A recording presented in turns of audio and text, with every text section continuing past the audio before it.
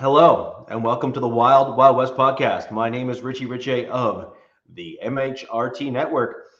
I need a few more of these after that game with my Denver Broncos, and you are not going to want to miss my analysis of that particular game. It might surprise you. Over to this way, that way rather, is DZ representing his Los Angeles Chargers, who, for those of you who do not realize, they are now 3-0 and leading the division. Deserve all the credit in the world for playing up to the level that they have been. So congratulations to the Chargers. And down directly below, we have Monsieur Jack Kenna representing his Las Vegas Raiders. So without further ado, we are going to get right into our Week 3 recaps. And of course, as we always do on this show, we talk about our division games first. So DZ, you and I, we got some discussing to do. I'm going to throw over to you as the victor because, frankly, the winner should be able to kind of dictate the terms, if you will. So I will let you go ahead and discuss your win, and we'll get right into it. That was one hell of a game. It was a traditional, rock'em sock'em AFC West football game, and Broncos came into SoFi, pissed off after that, last minute walk-off field goal. And after this game, they must have been having deja vu. They probably are like, is this Groundhog Day? Like, what the hell's going on? Chargers squeaked out a win, 23-20. It was a battle, man. Like, absolute freaking battle. It started off as I kind of expected, like, hey, Chargers going to run their game plan, kind of get a feel for everything. And then it started, I think they had Chargers first. I think it was a field goal, right? Kicked off the scoring with a field goal. Yeah. Yeah. And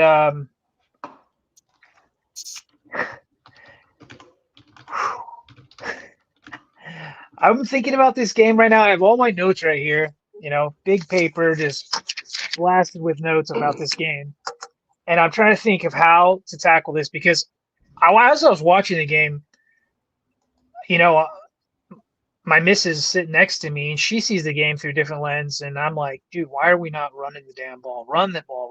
Because it just seemed like we were starting the game. It was like 3 and out. And it was kind of similar with you guys. It was like this defensive battle. And then the penalties start coming, and then the penalties and on your side, from the Broncos perspective. And, we could be in the green room before the show started. We kind of talked about certain players I was going to talk about. Jack talked about Derwin James receiving a fine this week. And I told Richie, I think there's a guy on your team who should probably be receiving a fine. That would be Hufanga, in my opinion. And I'm kind of glad this is on a Wednesday because, man, I was kind of irate. And I was getting some vibes from the Broncos defense. I was getting these weird vibes. And I had to, pull myself away and think about it. I'm like, first of all, this defense is as good as it's been advertised coming into this game. And I felt like they were doing a little bit too much extra. There was too much BS going on, and I felt like they're too good of a defense to do this BS. You know what I mean? And it cost them. It bit them in the ass at the end of the day. And I'm sure there's probably some fans on here that would agree, and maybe there's some that disagree. But, at the end of the day, I believe it was 10 penalties for 90 yards, and they weren't all on the defense, but I believe the majority of them were, and they were at pivotal times during the game, in my opinion. On the Broncos? Yes. Well, yeah, I mean, we have averaged 9 penalties this year so far, total, not necessarily all in the defense, but overall, big picture. Our average has been 9 penalties, and the total yards that we have given up over the course of the season, that's 9 penalties per game, by the way. And our total penalty yards is 4th in the NFL at just a little bit over 200 yards. So it doesn't make sense to me why you guys are getting penalties like that, because, like I said, I felt like this team is too good, especially on the defensive side, to have those like stupid penalties, especially on Hufanga. I thought he could have got flagged for the tackle on Quentin Johnston. How, first of all, I tackled him, and then there was some extra rolling, like grabbing his leg or something. I don't know what he was doing. Maybe he couldn't see with all that hair in his face. But, then QJ gets up, like, kind of like, damn, dude, like, let go of my leg kind of thing.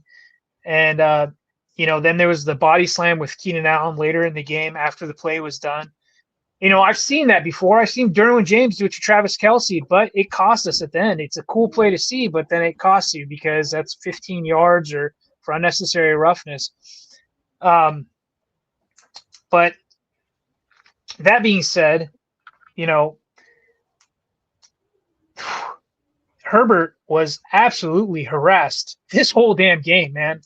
It was painful to watch at times. It was just like, oh my God, kind of like one of those. It's just like that meme where you're just looking through your fingers because you're like, this is bad. And, credit to him, dude. He's a big guy. He's tough, dude. He hangs in the pocket, waits for his receivers to get open, checks his reads down. And I think it was 5 sacks by your defense on him. And I believe this is the most he's been hit in a game in the history of the NFL. His career history in NFL. Sorry, but I believe it was. I think he got hit 14 times or something like that. Probably something. Yeah, he was not enjoying his time. No, and then the thing about him, he's got this goofy look when he gets hit, gets back up. He's kind of got this like smile, and some people are like, "Oh, he's unfazed by it." I'm like, bullshit, man. That guy is just like, you motherfucker. That he has that same face every time he gets up. Credit to him, and by luck he didn't get injured because, man, there's some times when Benito just came in there like a freaking piss missile, dude. This jets, and there was your D lineman. I don't think it was DJ Jones. There's another guy. Franklin Harris, probably. Yeah, God bless him. He came in from the other side. Oh no, Cooper, I believe. Oh, Cooper. Cooper's very good in that. Yeah, Well, we've been talking about him in the offseason. Yep. How Cooper and Benito, between the two of them, were both double-digit sacks last year. Cooper has started to kind of turn up a little bit again now after the first couple games. Cooper's a little bit better run defender than Benito, but Benito's got that get off, that kind of fast twitch stuff. Yeah. And then Ellis is another, just he's impressive too. There was that's what it's like a double-edged sword for me, like talking about you guys' defense, because I'm like, they play good. They don't need to do the extra BS. Like, nope. They don't need to do this extra stuff, and it doesn't help the fact that who they play for. They play for Sean Payton. Sean Payton did get suspended for, I believe, a year for something called Bountygate, and I didn't say it, and I wasn't thinking it, but I jump on Twitter, and first thing I see, or one of the first few things, is I'm seeing shades of Bountygate 2.0 on this game, and I'm like, ooh. So I don't know if I necessarily saw that, but there was some stuff where I'm like, damn, dude, they're holding a lot. There's a lot of their DBs are holding a lot, and we've talked all off season, during the season, that their secondary is really good. They don't need to do this. And no. I kept seeing a lot of grabbing and whatnot and holding and just weird ticky-tack stuff, and it didn't get called.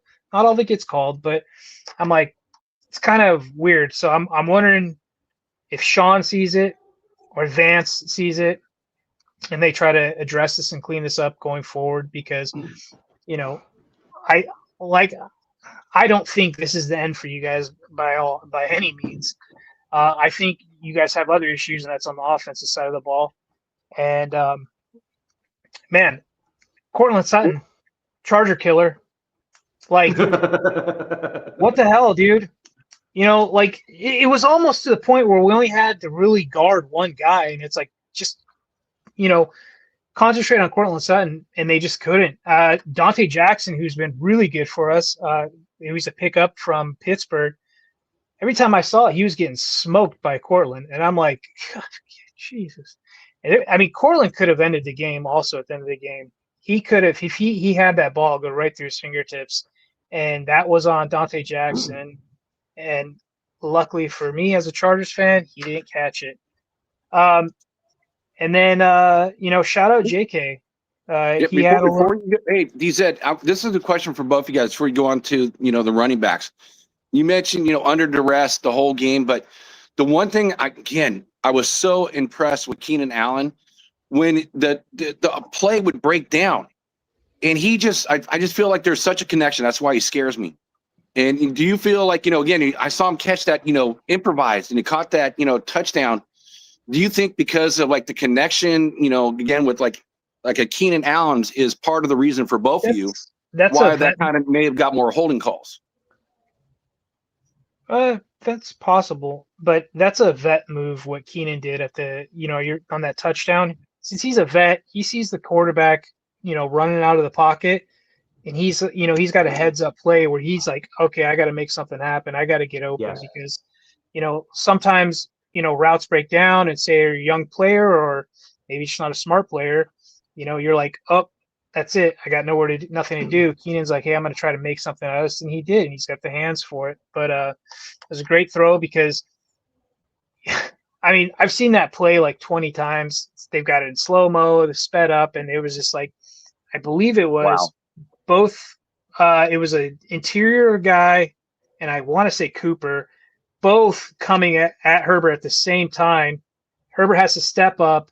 Benito's coming at him from the, where he's stepping up to, and throws his arm up. And I almost thought Benito was tipped the ball. And I don't know if he got fingertips on it, but that ball came out kind of wonky. But the good thing about Justin, he's got arm strength. He can flick the ball from anywhere. It's his size. He's 6'6", dude. I mean, the guy, he can flick it from anywhere. He doesn't have to, lean on throw from his back foot if he doesn't need to. And that was 25 yards down and got it to Keenan on Moss, by the way, which I'm sure Richie's going to want to talk about Moss. Stat I saw on him, he's the most targeted cornerback or second most targeted cornerback in the league right now. So I would think that Jahdae Barron's snaps might increase sooner than later. I'm not entirely sure, but he looks like he was getting picked on a little bit like Dante Jackson was on our side of the ball.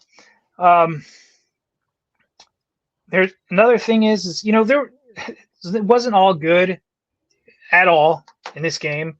There was a lot of bad, but Becton, how a guy that's 6'8" or 6'7" gets a concussion, I have no freaking clue. So he got a concussion, got knocked out of this game.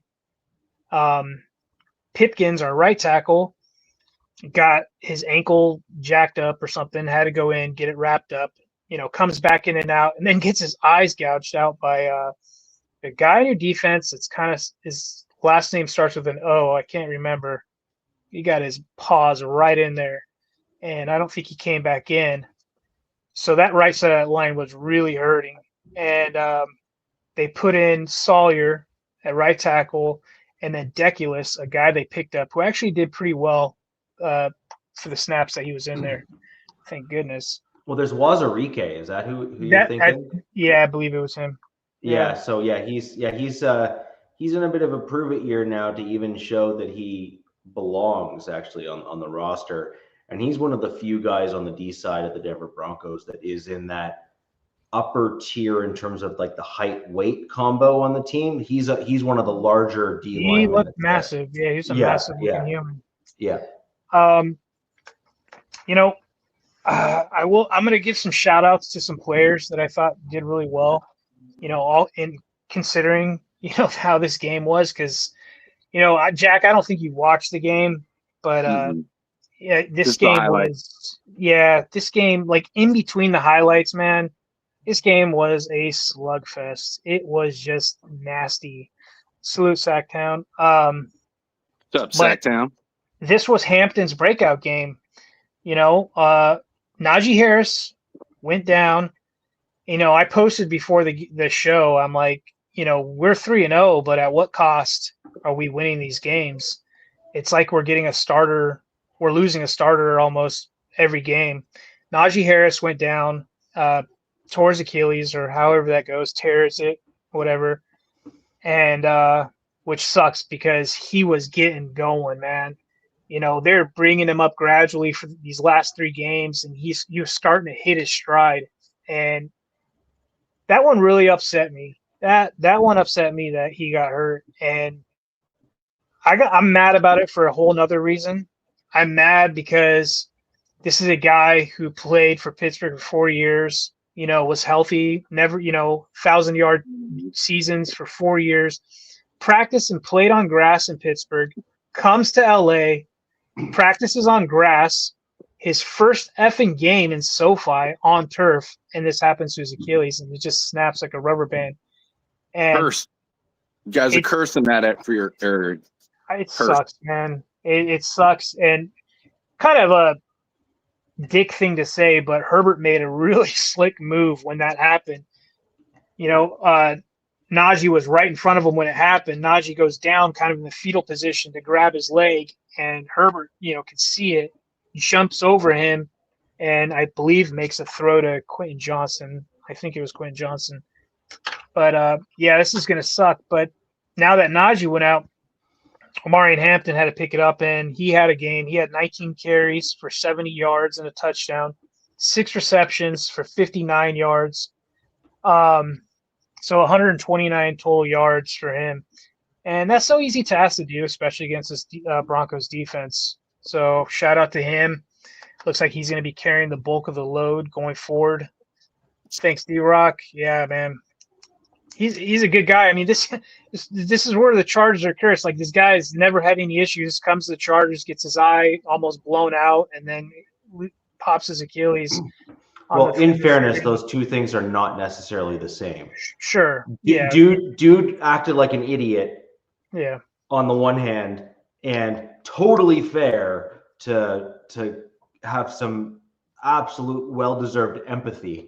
Yeah. On the Achilles side of things, right? Like, he really is that guy. So, and I kind of, not to get sidetracked, but the Achilles is like the one muscle these athletes have that it's kind of, there's only a few things you can do to strengthen it. There's a few exercises, and they're kind of overlooked. There are these really weird, they're like these really micro exercises.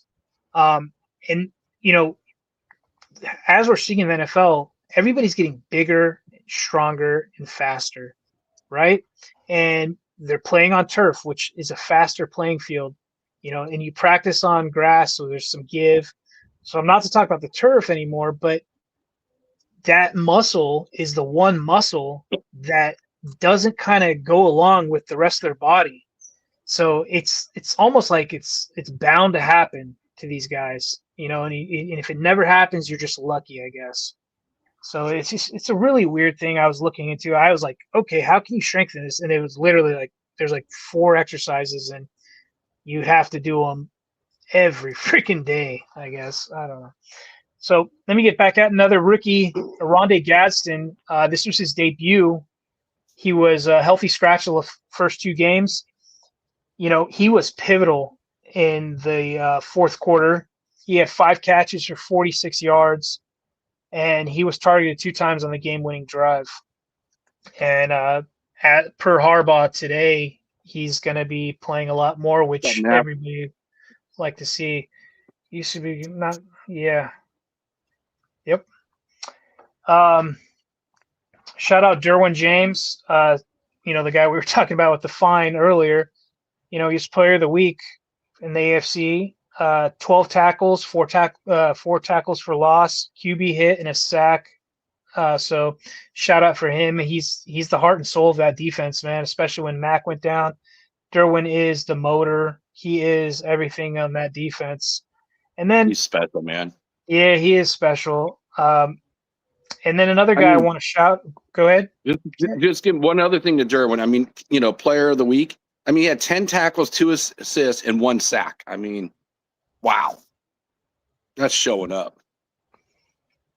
Yeah, man. And then another guy I want to shout out is Justin Herbert, man, the guy hung in there. He was pressured 54.7% of his dropbacks. Holy cow. 54.7. Like, this is where I'm like, at the same time, I'm like, that's incredible that he made it out of this game alive, let alone having a win. But that's at the second, like, also my brain's like, you guys barely invested in the O-line in the offseason, and this is what's happening, and we'll talk about it later, but it's not going to get any easier going forward. In the fourth quarter, he was 12 for 15. I believe last week I talked about his fourth quarter stats against the Raiders. He was 12 for 15 in the fourth quarter, 123 yards, 1 touchdown, 9 first downs. He was the highest graded quarterback in the league in the fourth quarter this last week. And then, but he did have interception. I'm looking at, God, sometimes I can't read my own handwriting. Right, me too. Yeah. Sorry.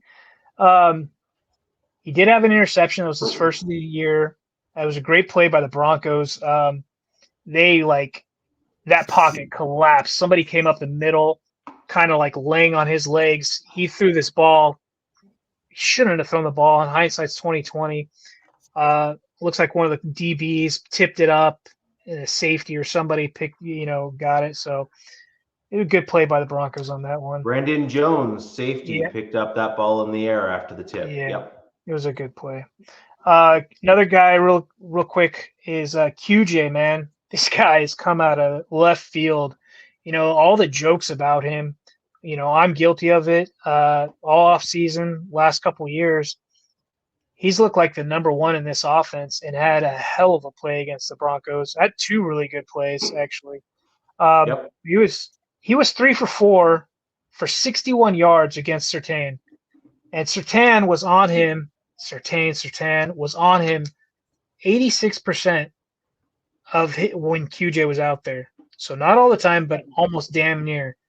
So, hats off to QJ, especially going against who is still, as of today, the number one cornerback in the league right now. Agreed. And then, there was 5 starters missing going in this game, and 2 getting hurt in the game, and one of them in and out. So it's a miracle we won this game, and I think it has to do with who's throwing the ball. I think it's Justin Herbert, to be honest with you. I think that kid is special. I've thought he's been special ever since he came in this league. A lot of people don't think he is due to this playoff success.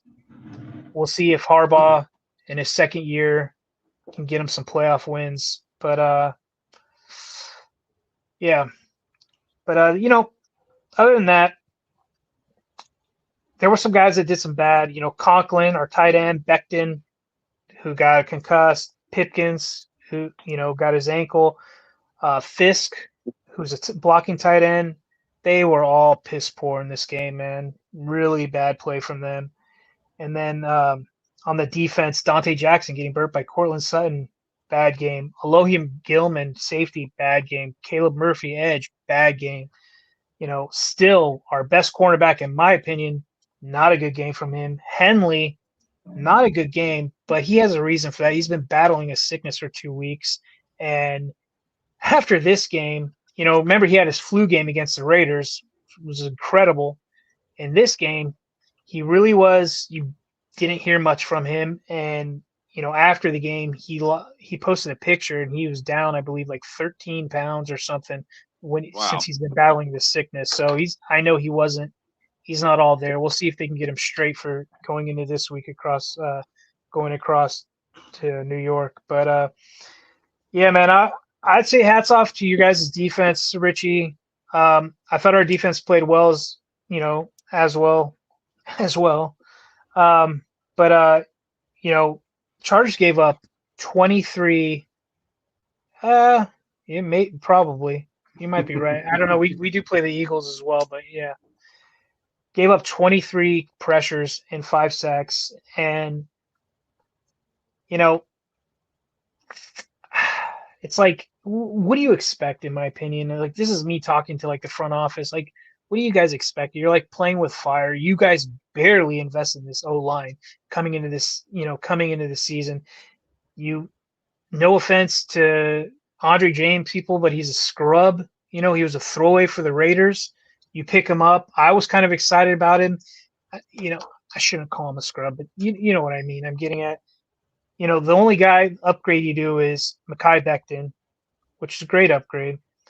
And, there's other positions they didn't address. Our center position, one of them, being like nothing in the draft. So. Oh, you don't like Andre James? Well, I haven't seen him play, and guess what? There's a reason for it. Well, I was joking. Unfortunately, 3 of our starting linemen did not participate in practice today, and Andre James might be making his debut against the Giants, which will give me nightmares, to be honest with you, because I think the Giants' front 7 is just as good as the Broncos. I mean, they probably like toe-to-toe or neck-to-neck with how good they are. But yeah, man, another positive note, I guess, looking into this game is our rushing did improve from week 1 and 2 into 3. Nothing great, but, it was, EPA rush went from 32nd to 13th, and success rate went from 23rd to 14th. Mm-hmm. Nothing to write home about, but it's an improvement nonetheless. So I'm happy the run game's starting to improve, and I think that I give that all to Omari Hampton. But yeah, man, Jonathan Cooper, Nick Benito.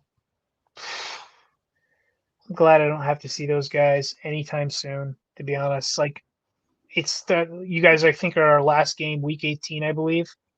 And if all goes right, it's like we don't have to have some of our best players out there. But if this game comes down and means something, oh, dog, man, that's gonna be like Rocky.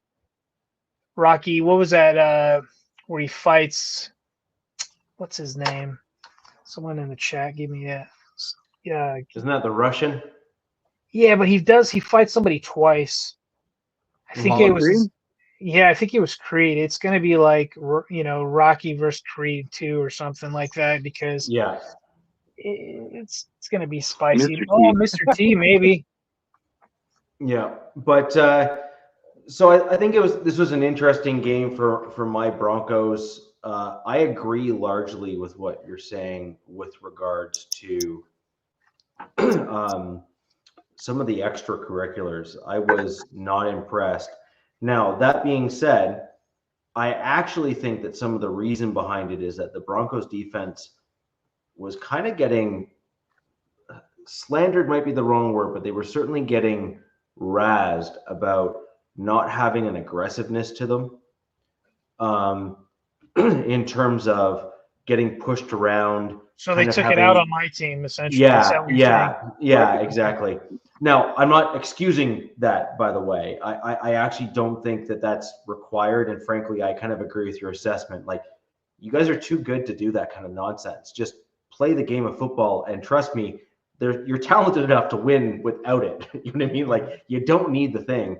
So I kind of agree with your general assessment there. Now, in addition, I also think that my team effectively lost the game on our own. Like this was not. I actually largely see this as a Broncos throwing the game away, due to poor play. Well, you're not the only Broncos guy that said this. That's been the kind of like the narrative with Broncos fans is, hey, we lost this game. We threw this game away.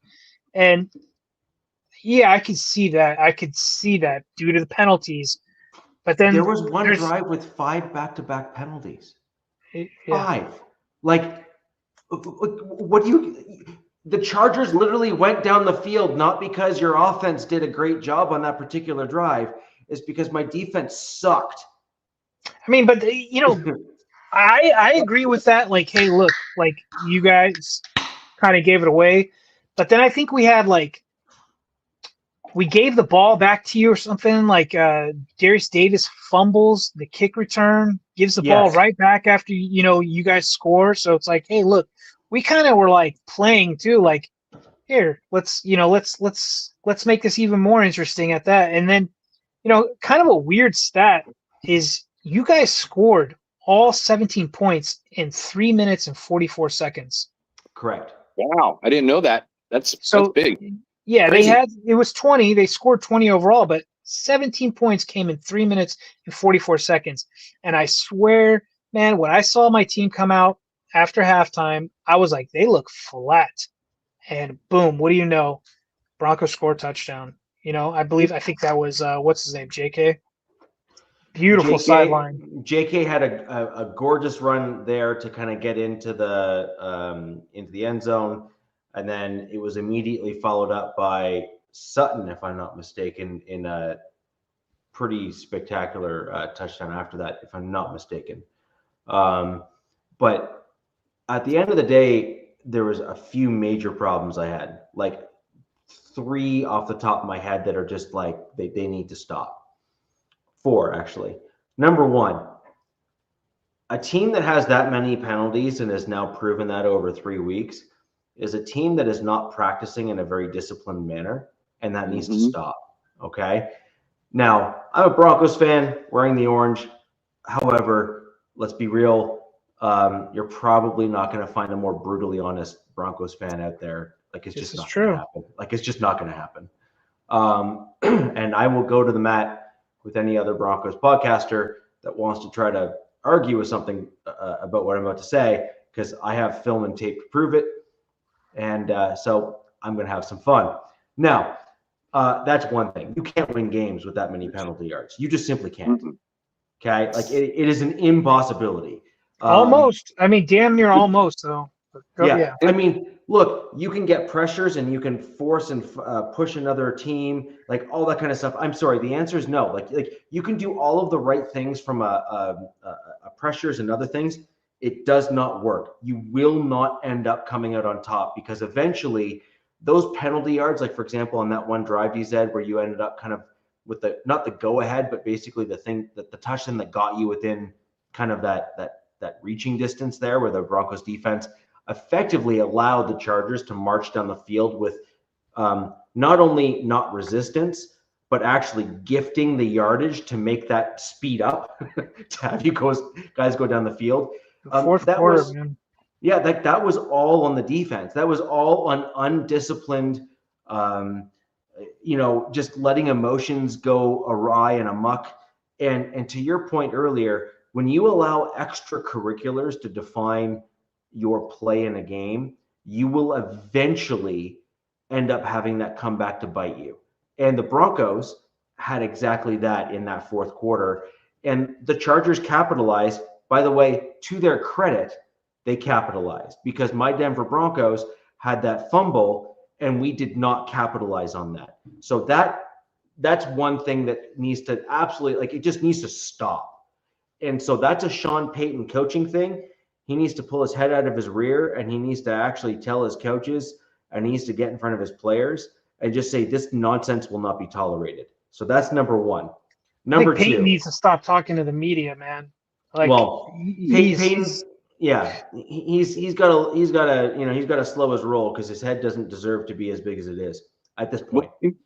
And I got to give credit to DZ, his team for the Chargers. As over the years from AFC West teams, we're not used to you guys closing games out. We're used to you guys losing the game. Yeah. So you see the culture change with Harbaugh. But I mean, it's just a fact. I mean, it's just a fact. So yes, I can see where the Broncos fans are saying that. But I also can see it because your team doesn't normally close games out. They usually lose at the end of the game. So I'm just giving credit to what Harbaugh's done with your team. I see what you're saying. I agree with you. But yeah, man, I'm not used to it as well. So it's like 1,000% we should have lost that game. You know what I mean? But by the grace of whoever, we didn't. But I will say, Harbaugh is 14-6 with the Chargers since he's taken over. And Sean Payton is 19-19 with his Broncos since he's taken over. Now he did have Russell Wilson with him, so I'll give him some grace with Give him that. some slack, yeah. Yeah. Right now, I will give some grace to Sean Payton for his Russell Wilson year because he had that forced upon him, not by his own choice. Now he also $80 million, over the cap or whatever. No. I don't even allow that to factor in because Sean Payton knew what he was getting into before he came here, and so therefore, as a result, he knew that there was the potential for an enormous dead cap. Now, who I am going to blame here is my number 2. Is I have some front office blame to go around with regards to my Denver Broncos. Number 2. All right. Now, here's the deal. We have injured linebacker who was supposed to be the upgrade in Greenlaw. When healthy, he is lights out. However, when you look at the player personnel that they are either allowing to play on the field or not allowing to play on the field, we are not seeing a robust linebacking core from my Denver Broncos where it could be. Singleton has struggled in certain games and certain scenarios, but I believe that is in large part because Strnad has shown over the course of this year that he has overcorrected for a lot of plays, but then had a few highlight reel plays as well. And so, unfortunately, too many Denver Broncos fans out there look at the highlights only and then say, what do you mean Strnad was great or wasn't great? And it's like, look at the highlights. I mean, he did so well. It's like, no, like there was like 90% of the other plays that were there, he either overcorrected, overshot, wasn't in the right lane discipline, wasn't where he needed to be. And then you have Alex Singleton, who I actually think is playing better this year than most Denver Broncos fans give him credit for, who is attempting to overcorrect for Strnad's missteps. And what I don't understand, to be quite honest, as a Denver Broncos fan, is why we are not seeing more Karene Reed or other linebackers out on the field who are thrown into the mix and on the field who are better linebackers. Like, just get a dude on the field who's got gap discipline at least and can stay in the lane where they're supposed to be. And you've immediately upgraded your inside linebacking core. It's almost like Strnad has some kind of like glossy photos of Vance Joseph and you won't remove him from the field. I don't understand, man. Like, VJ, just accept the loss and remove the idiot from the field and get someone else out there. Now, Singleton right now has had some challenges in coverage plays, okay, where he's had to actually cover guys in stride. However, Victory Lap, where I am going to push back on you a little bit, is look at the tape. Look at the film where Singleton has actually struggled. You're going to note that he overcorrects to try to basically make up the gap in the distance, or the difference rather, because he sees Strnad doing something stupid. And this isn't a lot of plays. This isn't just one or two. This is actually in quite a few plays that I've seen on film. And then the ball gets thrown to Singleton's guy. And then he's got to then backpedal to try to make up the gap in the difference. So this is the problem, is you need another linebacker besides Singleton who is not Strnad. You need a Karene Reed. You need a Lavelle Bailey. You need someone else who's more competent as a linebacker that can stay disciplined. And then you can start making some assessments on Alex Singleton. You need someone like that. It's important. Really, it's important. Front office bringing in a guy like Greenlaw, who's supposed to help fix the linebacking core. Well, he can't fix anything if he's on IR. Okay. And to make matters worse, he went on IR without even playing a darn snap of football. Okay. It was weird timing when they put him on IR too, Richie. And I've had that's happened in the Chargers teams in the past, like past seasons, where a guy will be inactive due to injury, and then they wait to put him on IR, and you're just like, what the? Why? But who knows what's going on in the back, in the front office, right? In the behind the scenes, because that could have been some sort of strategic move. You never know, but I can definitely see the frustration with Bronco fans and the whole Greenlaw situation. In addition to that, there's the tight end room. So again, it's another position that we have some guys that have some potential, but they're not seeing the field. Okay. So we had a dude who looked pretty good in preseason, who I thought would actually make for a good inline hybrid, kind of like maybe even replacement for Troutman at some point. Troutman had a major penalty in that game. He's had a few over the course of the season so far. At this point, as much as I like Troutman, generally speaking, at this stage he's starting to struggle. He's starting to have some plays where he's just not blocking and doing his job well. He's one of those guys that has the one or two plays that are highlight reel plays, and a lot of people like simply focus only on those. But then they miss the other inline blocking plays where he gets beaten like a drum. They miss the other stuff there that's just not good enough. And what I want to see, well, first off, I can't wait for Atkins to get back. That's my type of guy, like on the roster. He's like Wait, are you talking about the fullback?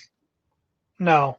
I love the fullback that we have on our roster right now. He just got called up or just got that guy's a beast. Prentice, right? Yeah. Okay. Yeah, that's my guy. Now, that's my dude on the roster, because back when we first brought him in as a UDFA, I wanted him on the 53-man roster. Like, this is back, like before he went even to New Orleans when Sean was there. Okay. And I wanted him on my Broncos 53-man roster. Instead, we went for a hybrid tight end who did not work out in Andrew Beck. You may know that name. He's with another team now in the league. He's doing okay, actually. But we went with Andrew Beck, and frankly, Prentice started killing it. Dude, killing it. Something just popped in my mind.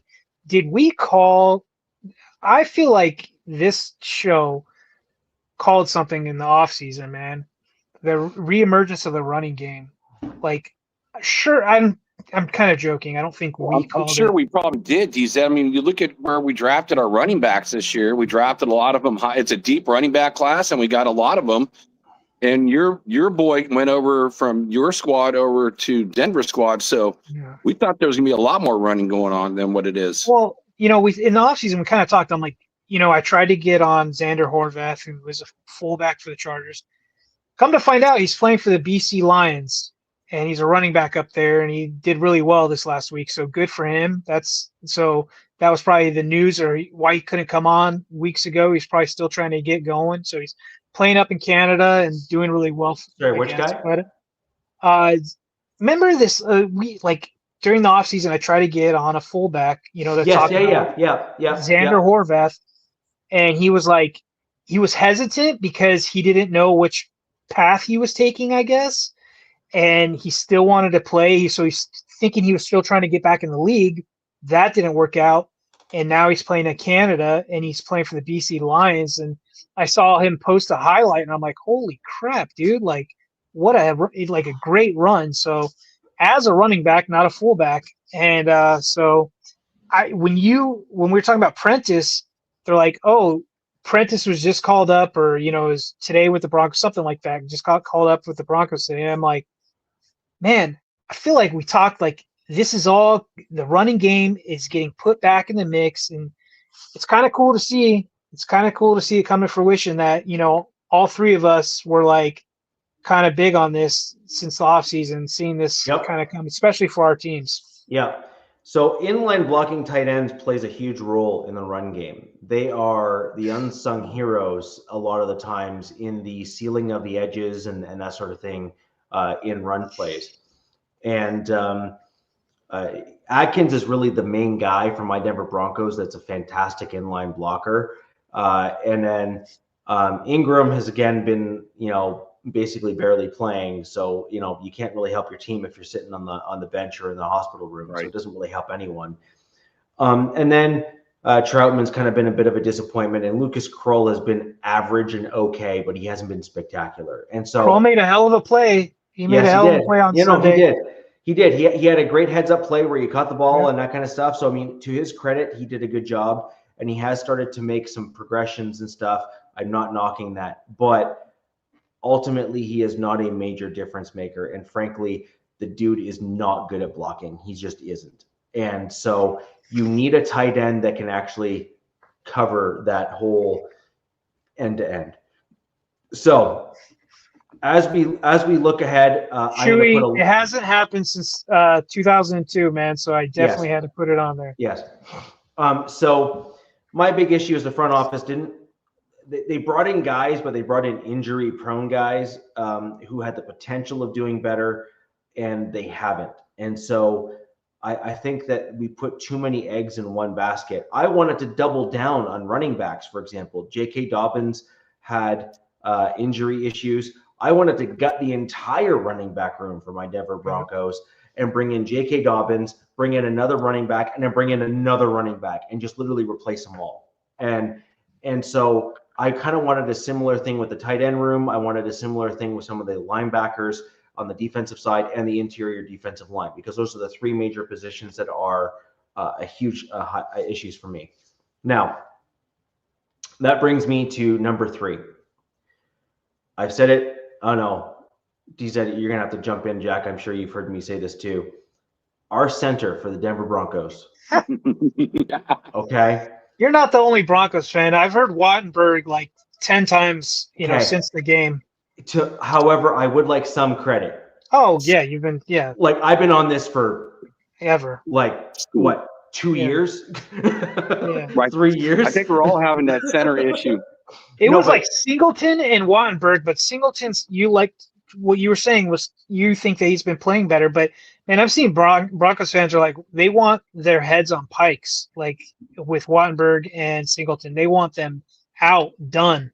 You know what I mean? So my point here is Wattenberg has clearly hit a ceiling. He is not capable of doing what he needs to do. Like, he's just not. And if Sean Payton wants to have a successful season, we need to be able to run the football. Like, we just do. Like, you have to be able to run the football.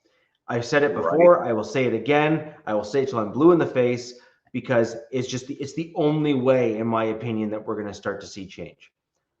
You need to have a center and an offensive line that can run block first, because that is a mental mindset. That is the ability of a dude to just say, get out my way. Richie, easier said than done, man. No, I get it. I get it. But pass protection, for the most part, is often technique and can, for the most part, with rare exception, for the most part, be taught. Run blocking, though, is all mental almost. These guys are so big and so strong that they just need to have the mental mindset in order to move another guy off the ball. I feel like it's like the will. They got to have they have to have the will and the want and the desire and the drive and that kind of stuff. Yeah. And the thing is, you don't have that in Wattenberg. That dude's got to go. He needs to go sit the bench, and he needs to realize what he needs to do in order to win. While I'm still not a huge fan of Alex Forsyth, he at least is a run blocking center who has the mental mindset of, I'm going to move dude away from me, right? Like, I want that as a mental mindset, as a baseline. And you need that in the middle of the field. And then you can pair that with Quinn Miners, who has got that as a baseline of saying, oh, I'm going to throw the dude back 10 feet. Okay. Like, he's just that kind of guy. And then you have on the other right side, you have McGlinchey, who I have issues with in and of himself, but he is, generally speaking, a reasonably good run blocking right tackle. So that at least covers the entire kind of from the middle to the right-hand side of your offensive line to actually run block. Wouldn't that be a lovely change for the Denver Broncos? And then the only thing you then need to worry about is the left guard in Powers, who to his credit, has gotten better as the season has gone on, but is still not great. So I'm at least willing to give him some grace. But the thing is, I'm not willing to just indict Powers yet because I know the problem is at center. Victory lap. I don't know if you heard us at the beginning of the show, but that ball was touched. Sutton had his fingers on that ball, or at least the ball looked like they, glanced his fingers. But yeah, he was smoking Dante Jackson all game. So victory lap, I think it's two-pronged. And this is going to bring me to my third thing because victory lap literally threw me a softball on this one. Bo Nix.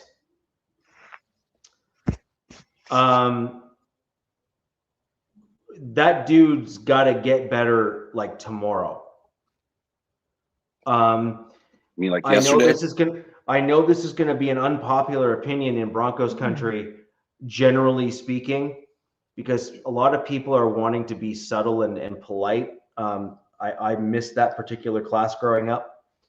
Like that dude, I mean, I wanted to hit him in the head. Like I did. I just wanted to punch him in the face. He's like, I wanted to wake him up. Like he needed to be, he literally needed like the dad smack across at the back of the head. You did something really stupid and your dad came behind you and just gave you that whack. Like Richie, he needs one of those. He had like 2, maybe 3 balls that could have been picked. And luckily, my defenders don't have hands and couldn't catch them. But the thing I noticed about Bo, and you would think like it's like, dude, you got better as last season as the season went on, right? Like we saw Bo be this like Bo Nix, like this, oh my God, that's where the nickname came from. And then he lit it on fire. And it's like, I'm like, he's literally trying to do that. It looks like this season, which, you cost your team games essentially. And ultimately things come, stack up and you can look at the offense and you can look at the defense and you can be like, damn, dude, if Bo would have hit one of those guys, we could have been talking about us being, 2-1, yada, yada. But the thing I noticed about Bo watching him, not just highlights, just watching the game, is it's like he doesn't trust his O-line. And I know you have issues with your O-line, Richie. I know you've talked about it, right? But they can't be all that bad. They're still graded super high. And yes, we have eyes. We talk about Wattenberg and things like that. But he wants to get out of the damn pocket for no freaking reason. And then it's like his read's not there. He looks at it's like he's still in college. One read's not there. Well, hey, this is what I see. This is what I see, and you can tell me where I'm wrong. Yeah. Hike up, snaps the ball. It's like he sees one. Oh, my first read's not there. I'm going to get out of the freaking pocket, not step up, or he comes out of the pocket, whichever way. He does pretty well on both sides.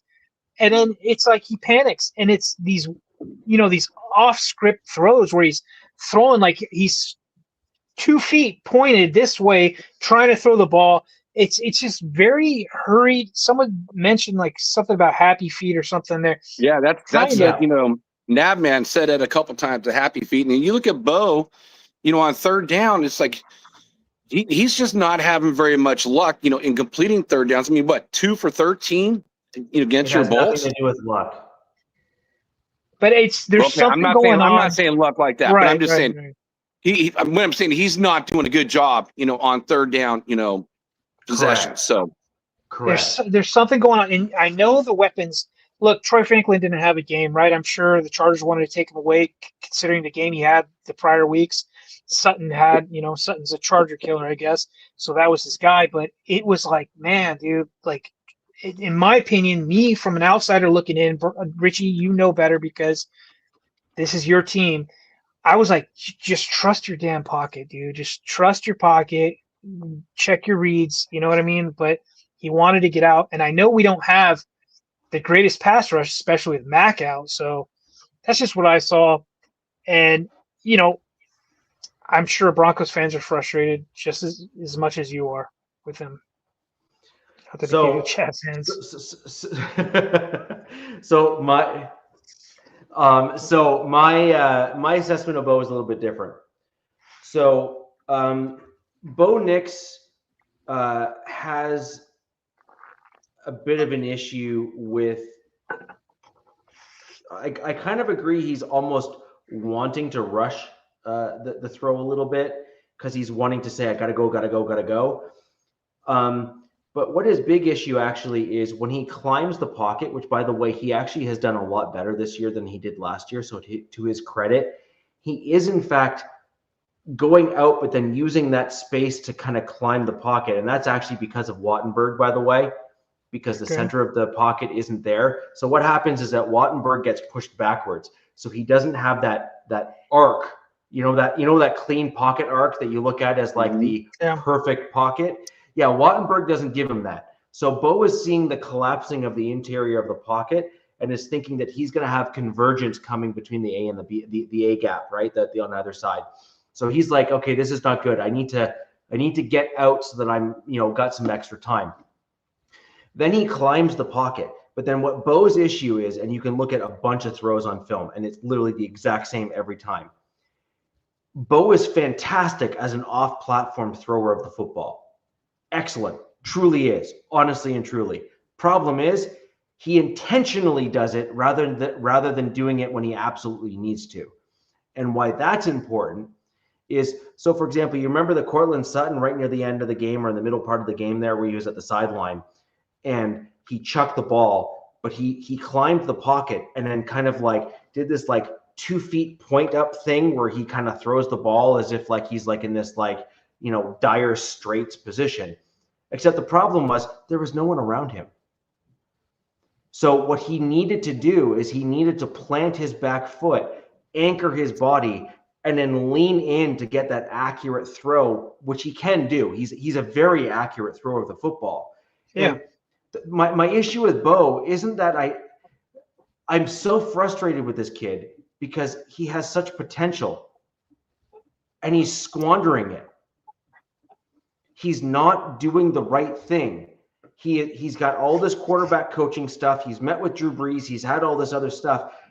There's no way that Tom House and Drew Brees and even Peyton Manning, through trying to coach Bo Nix, haven't said, plant your damn feet. It's kind of funny you said Drew Brees because he was it was like a Drew Brees like game, like welcoming him. My favorite throw that Bo threw on Sunday was not anything deep, nothing. It was that throw he made under duress where he throws it to the side to J.K. Dobbins, and J.K. made a great catch. It was down low, but that was the like low one. Yep. But that was my favorite throw by Bo, and I'm sure there's others that are better. But that was a heads-up play. That was a smart play by him, and I think that's the touchdown. If I'm that not was the mistaken. touchdown play. Yeah, I think that was a touchdown. Yeah. And but that was great. It's just some of this other stuff I was watching from him, like, damn, dude, like, thank you for being like that. Yeah, you were making comments about the deep throws. So there was about 4 deep passes that were missed. And frankly, 3 of them were like you had no business missing the throw. Like zero business missing those throws. Which is weird. Sean must have called some sort of play, and he did on one of them that everybody bid on, which was a great play. It was like this. I wish I knew exactly, but I remember the whole defense bit like crazy. And I think that was a Sutton touchdown. Yes. I think that was the deep Sutton touchdown, but super, super uncharacteristic since the Chargers have had Jesse Minter to allow that many blown coverages. It was kind of bizarre, and I was like, you guys are lucky that none of these, or one out of probably 3 or 4, hit for touchdowns, because they were getting. This is not Chargers defense doesn't let these guys get behind, because you guys remember they run it too high, and it was really weird. It was really bizarre to watch, but they got out of it by the skin of their teeth. Well, I think there were certain plays where we were intentionally forcing your safeties to bite in the run looks. So you guys had certain plays, and by the way, that was definitely a Sean Payton move. Like something. Yeah, Sean Payton was recognizing how Minter likes to play the safety in the box in certain styles and looks, and I think he just basically capitalized on that. But again, this gets right back to Bo Nix. And again, I think he has the potential to be that guy for my team. The problem is he needs to stop the nonsense. He needs to anchor his feet. He needs to square his shoulders, and he needs to properly throw the ball when he's throwing those passes. He knows he's got the guy wide open, and you need to ensure that you capitalize on those throws and that you don't throw off platform when you don't need to. Trust me, there's plenty of other plays in the game where you're going to need to throw off platform. Save those throws for when you need it. Don't go ahead and throw those off-platform throws when they're not required. It basically forces those missed long bombs where it's, 4 yards too far, 3 yards too short, like all of these different variations that we're seeing, because that's what happens when you force off-platform throws when they do not need to be off platform in the first place. Well, and Richie, with Bo, it's like, okay, he's year 2. It's always going to be a learning curve in year 2 because now everybody's got footage on you. They learn the things that are going to want him to have those happy feet. So it's going to make it more difficult for him. So what you said is correct. He needs to learn how to do that. But you look at Bo Nix and what he's done on third downs the whole year. He's 8 of 36. So teams are getting to him, they're getting in his mind, and he's just not completing it. Again, it's probably more of a mental thing than a physical thing. But they're not getting to him. That's the problem, Jack, is that that's what I mean. They're getting to, like I said, in his mind. Not physically, but in his mind. Yes. So good point, Jack. And something that happened to Herbert, I haven't seen it this season. It's still early, 3 games. But I did see it last season, and I've seen it in seasons past, is some teams have been very successful at getting to Justin early and messing with his mental clock. They are hurrying him up. And when they hurry him up. The Broncos did that well in this game. The Broncos did that pretty well in this game. Yeah, but he was still making his throws. Yeah, he was. So, but there was I'm talking about like in the past where they would hurry him up purposely, and he would just become a shell of himself. And because they harass him. And look, Broncos bring the effing house, man. Like that team. You're right. Whoever homeboy is in Cincy. God, man, good luck, brother. Good effing luck. Because I feel bad for him, but I'm wondering if that's what's going on with Bo. I'm wondering if these guys, these defensive coordinators, are like, dude, let's just play with this kid. Like, let's go. And yeah, he only got sacked twice, and one was by Derwin and one was by a D lineman or whatever, but interior D line guy. But it's not like he was, getting hands on him and stuff like that. There was some pressures, but yeah, I think it's definitely a young QB thing. Only a few. I think like who's it? Like Jaden Daniels. It's kind of known already in his young career to be kind of cool, calm, and collected. But I think that's something that Bo will learn from. You think? Yeah.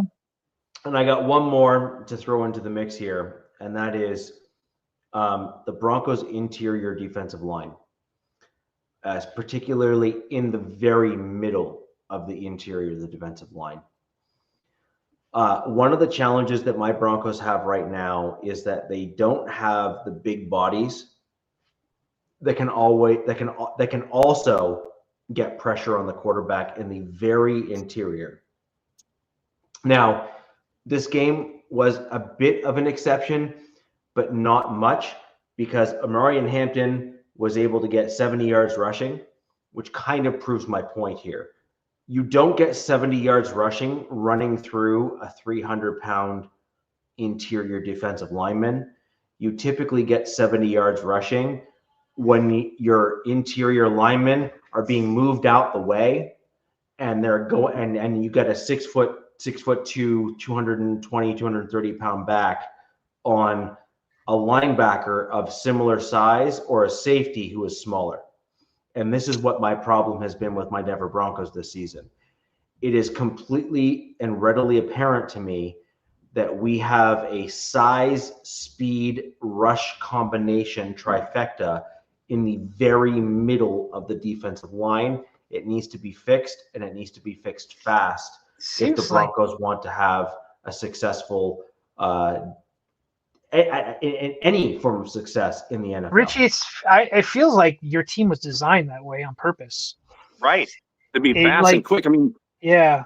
Look at you look at the Broncos, record in I sacks know what you was want. last year in 2024 with 63 sacks, and the next best team was 1984 with 57 sacks. So you kind of almost think it would be even better this year, and getting a John Day Barron, to help out on the back end. So even there's more time for these linebackers to get in there. Nope. And this is what I said. That's all the way off-season. it felt like coming into the season. Nope. This is what I've said all off season, and it's showing true again. I'm honestly, I would love to be wrong. We'll just put that. I would actually love. In this case, I'm glad you're right. No, I'm sure you are. I would love to be wrong, and this is why. You cannot have a running back as his first point of being touched to be against the second or third level of your defense. You will fail every time. And this is what the problem is with my Denver Broncos that's happening this season, and it's being magnified based on the amount of we've been rushed on. So look at what we have right now. So we have, as a team, we have the Chargers having rushed on us for 106 yards. Against the Colts, we had another massive amount of rush yards against my team, like Taylor, huge, right? Taylor is no slouch. He's a great running back, right? But the point is, though, is a good running team or a good run stuffing team is going to stop a good running back, generally speaking, without needing to throw the kitchen sink at them. So, Jack, where I disagree with you and why I kept on saying no as you were talking, I would normally agree that in most circumstances that could hold true. You can actually do not the reverse, but a different style and actually still be successful. You can have piss poor middle linebacking play as long as you have really, really good interior defensive line and pretty good or very good defensive backs. You can almost make up for that middle of the field not being great. Just look at the Eagles. That was the Staley era with the Chargers. Right. But the point is that you can get interior push of the defensive lineman up the middle of the field, get in the quarterback's face, stop the run, and make the quarterback one-dimensional. And then if you have decent coverage on the back end, you can make up for having poor linebacking play. Right? Well, and I got to give credit for Nab. Nab brought that up earlier in the show, too, about, the defensive tackles, doing their job and making everything easier. So good point, Nab. And I totally agree. I mean, the Eagles are the greatest point of that. Two guys, like 320 each. What are you going to do? The shortest distance to the quarterback is your D tackle. So you got to start running outside. They're more precious than, like an Aaron Donald, type player, than, a edge rusher like a Max Crosby or a Von Miller, because it takes you longer from the outside and you can get chips and everything else. But if you can't stop the middle, good luck. I mean, it's almost like I said that before. Yeah, a couple times. Sure, you have. But I was just saying about your edge rushers when it just in the way of the sacks. I just expected more sacks coming from your team so far this year, and not talking about the run, but just more sacks. Just because I felt like your team would have more time when teams are in passing downs because of getting guys like Jonte Barron out there and getting the safety from the Niners. So when you're putting teams in third down position and you're pinning your ears back, I'm like, deadly. That's why I said your team is going to have the second best defense in the entire NFL. That has worked, but the problem is that we need a interior. You need to get them a third down. Lineman. No, we on need a passing play. No, we need an interior defensive lineman that has the ability of getting through the line of scrimmage. DJ Jones has actually improved as the season has gone on. Yeah, he looked good to me, man. However, you need another guy who is physically bigger that can do the same things. DJ Jones has the ability to kind of. That sounds like a first-round pick, though. Almost. Why do you think I said I wanted to spend a first-round pick on an interior defensive Well, lineman? I'm just saying that's a first-round pick right there, dude. Big, fast. If anything, I am consistent. Sure. Okay, so the short answer is yes. Peyton's team is gonna have your hair. You're gonna get even grayer with it then, I guess, because to me, I look at that team and it's just it's a fast team. They're built for speed. They're like. I know you're not a fan. Sideline. Kind of fun stat is in this order: Bowles, Alt, Miller. The top 3 tackles in the league with pressure Bowles rates. is number 1? Garrett Bowles. Holy cow. I would have never guessed that. Isn't that? I would have said Alt number 1, Miller, then I never thought Bowles was that good. I mean, I thought he's good, but I never thought he would be number 1 in the NFL, that's for sure. I thought that was pretty interesting because, it's all 3 of our teams in here, and I was like, damn. It's pretty cool. Bowles this season, to his credit, has played fairly well, and most of the pressures have not come. So where the left tackle is typically dinged is when the guy goes around the outside, and Bowles has typically not been that guy this year. To his credit, right? To his credit. However, Powers, because he has had the weak links this year for my team. And the guard, which is the left guard beside Bowles on the inside of him, Powers has been the target. Powers has been the guy that they're going up against to try to push out the way. And so it's, in some regards, it's actually a little bit like Surtain and Riley Moss, which you brought up earlier. Yeah. No one wants to throw against Surtain. It is not going to end well for the most part. It was kind of weird. It's almost like Justin. There were times that he was targeting Surtain with other receivers and it wasn't working. But I'm like, during the game, like I kept checking in on one of my chats, and I was like, what is he doing? Like, leave him the hell alone. Like, stay away from him. Stop throwing towards that guy. No, don't do it. But not to get down on the Broncos, but there was another fun stat I found. 9 first downs to 29. Chargers had 29 first downs due to some penalties, right? I think a lot of those penalties got the Chargers first downs, but it was the worst. It was 10 penalties for 90 yards. So yeah, but the Broncos only had 9 first downs. It was the worst discrepancy in 59 years for the Broncos. And they still had a chance. They still had a chance to win because I guess 59 years ago they got blown out like 40 to 7 or something, whatever it was. But that stat was kind of weird to look at. And that's what happens with the passing league, right? Yeah. So when you have so for example, back then the run game was absolutely king, for sure, absolutely. And so what you ended up with back then, if you had that kind of a penalty discrepancy between A and B, you were never it wasn't even close. You were done. That's why I was screaming, "Run the damn ball!" Yeah. At the start of the game, there was a few drives where they went out there and threw the ball 3 times and 3 and out, and I'm like, "What are you doing? Run the ball! Run the ball!" And they just wouldn't run the ball. But I don't know. So, I do have one last question for you, Richie. Because the Raider Nation, when he first came out, Miller, when he first came out, the first year he gave up, 10, 12 sacks.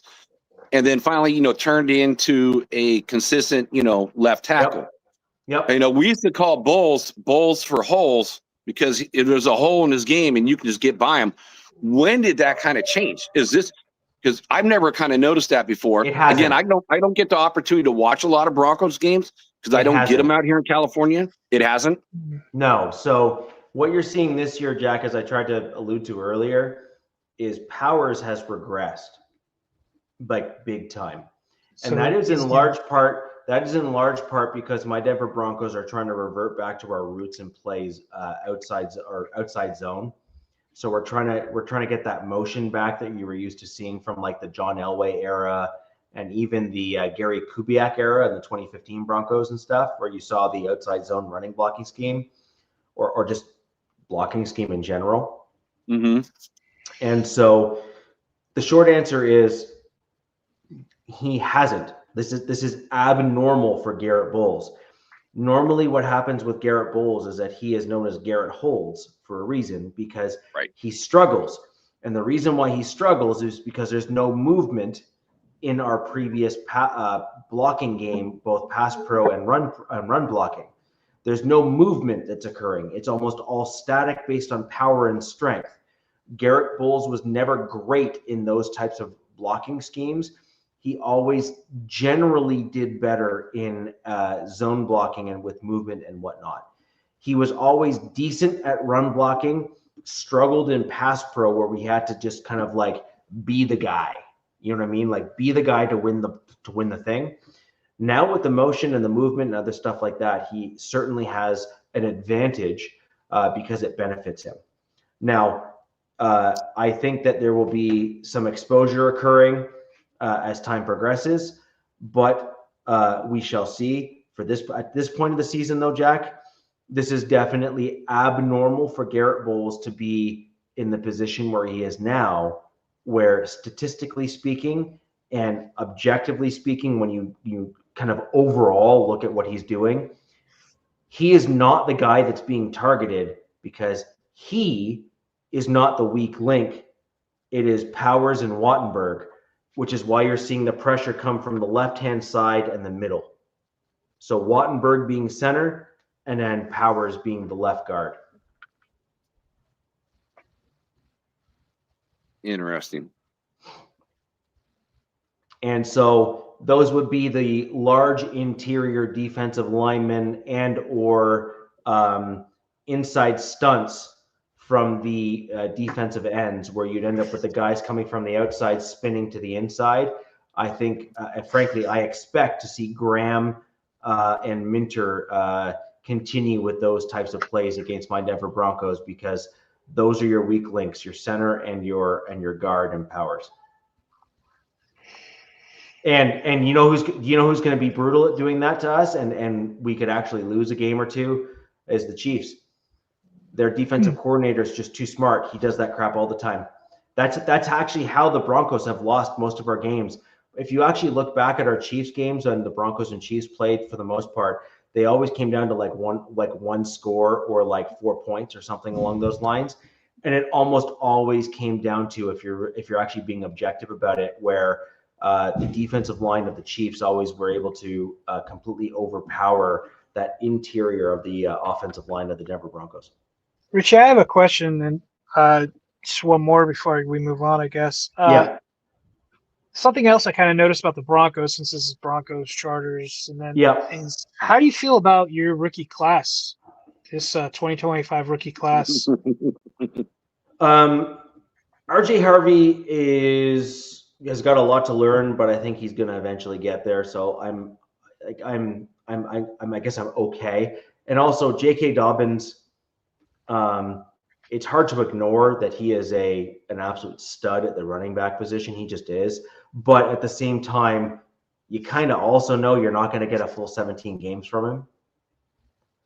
And so the point here is, let Dobbins go out and show the young rookie how to do it properly. Sure. And then you start then working RJ Harvey like more. Get your money's worth, right? Yeah, exactly.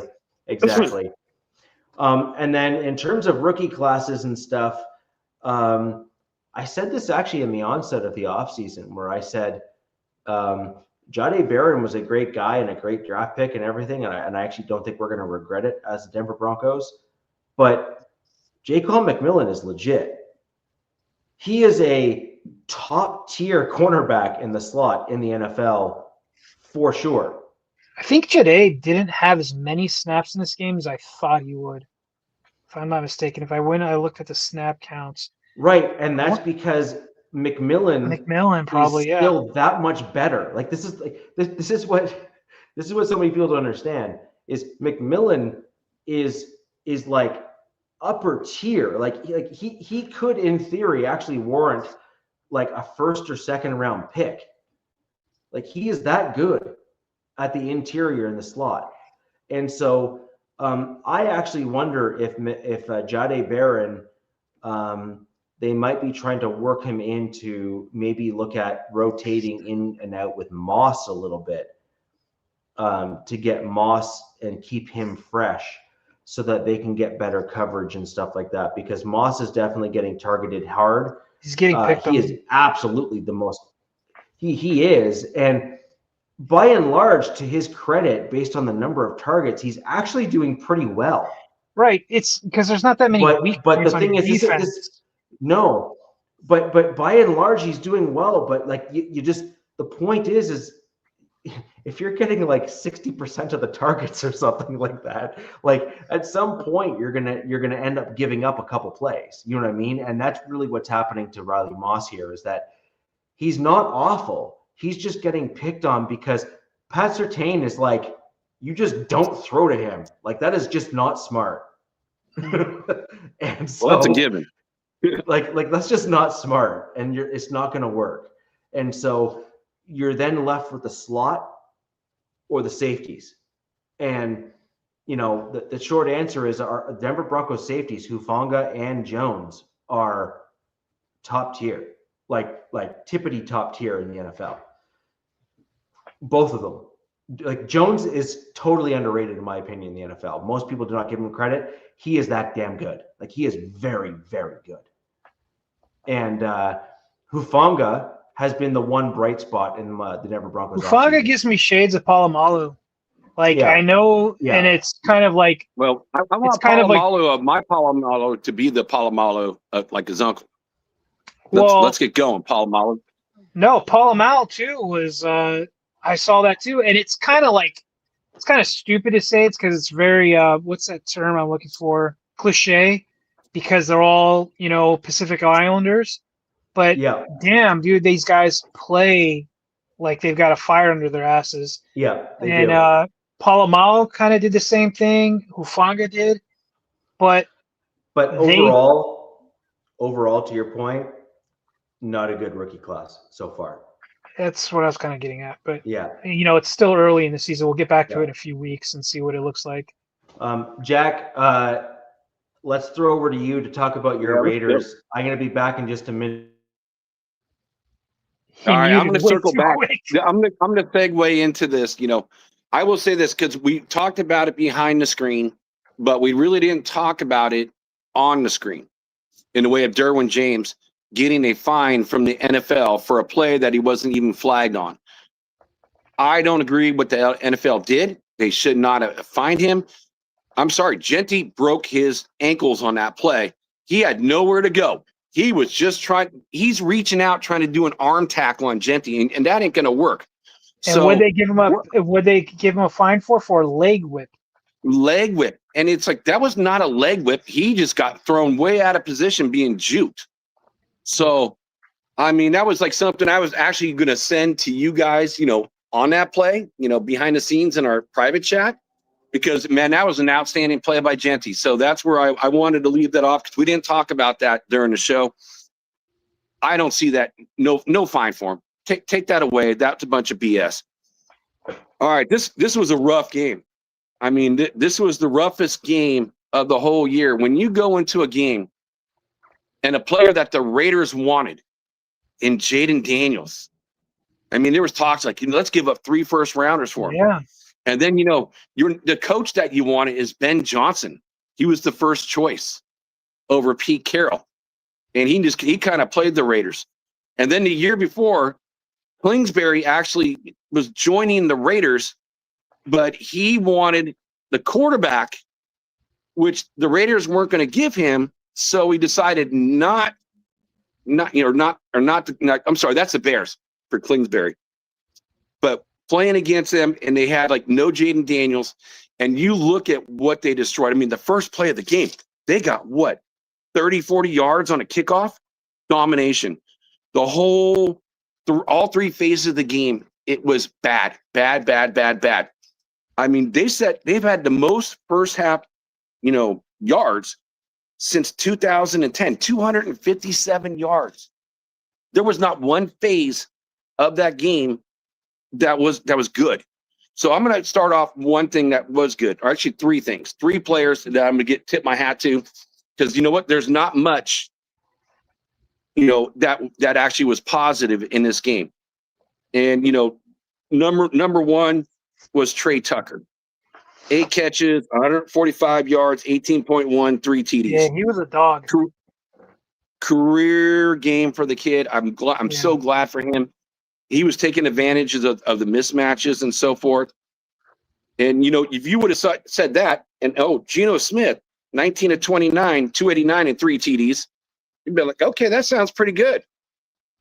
And then you get Max Crosby, 4 tackles, 3 assists, 1 sack. Okay, you're like, wow, okay, this is sounding pretty good. But that was it. No one else did anything. So I'm going to go back to what I've been talking about. Brought this up last week. Raiders not doing what they need to do in this game, all phases. But let's go back to the offensive line. He said Thomas Booker, honorable mention. I watched bits and pieces of your game, not the whole game. I had it on split screen, so I was kind of following along with your game, and then I was watching some others. But yeah, I can see your frustration because obviously I saw the score, and then I heard special teams was an absolute disaster. But in Nav, I would in the beginning that first big play by Jacoby, but he only got 2 more catches after that. So it's like I can't say that he had a great game or anything like that, but that was a nice big play. I liked it. But I just want to go look at what this offense, has been doing. Again, I brought this up last week. Guys are out of position. Brendan Carroll being Pete's son, who's never coached in the NFL. He's your offensive line coach. He's your running back coach. All right. You think, okay, your offensive line coach and your running coach being the same guy should be on the same page when it's one person and getting some rushing yards. And it has been so dismal. Not only it's like everyone is out of place, on the offensive line. Again, it should go back to what we had last year. You guys talked about your centers. Okay, Jordan Meredith. Hitting himself in the nutsack, on plays. Not being able to stop anybody, not being able to read or call the plays out. And you got a guy like JPJ. And by the way, JPJ. You're bringing up a hot topic right now for Raiders fans, Jack. It is the hottest topic out there. This is what everyone is bitching about, and I'm one of them because we're not coaches, we're just fans, right. But we can see when you have the same guys that I gave up all the PFF grades for last year, and they're all pretty much from 17th to 10th, and now they're like just straight up garbage. It's like dog water. As Richie would like to say, call a duck a duck. Well, I'm calling it all dog water. So, it's so bad. So JPJ was active, and they only put him on, field goal, duty. So I will say this, one thing I will say, I'm trying to protect my team a little bit. You look at the time between games, the Raiders had 6 days and had to fly across the country, and the Commanders played a Thursday night football game from the previous week. So they had 10 days. So they had a long time to prepare for the Raiders. And you know what? It worked. It worked. Especially with a backup quarterback, right? Well, and that's a whole nother thing. It's like, and again, when we get to your game, DZ, it's going to be, I don't know, for the Raiders. And you bring up a first-time head coach, like what's his name, Matt Saturday, from the Colts. Yeah. Or a couple years ago, bringing out Baker Mayfield, as a backup. And then, for playing his first game off of 5 days notice, 6 days notice, and just torching this team. So it's like, if you want to win a game, just throw in your backup, don't give them any time because, they'll find a way to lose it.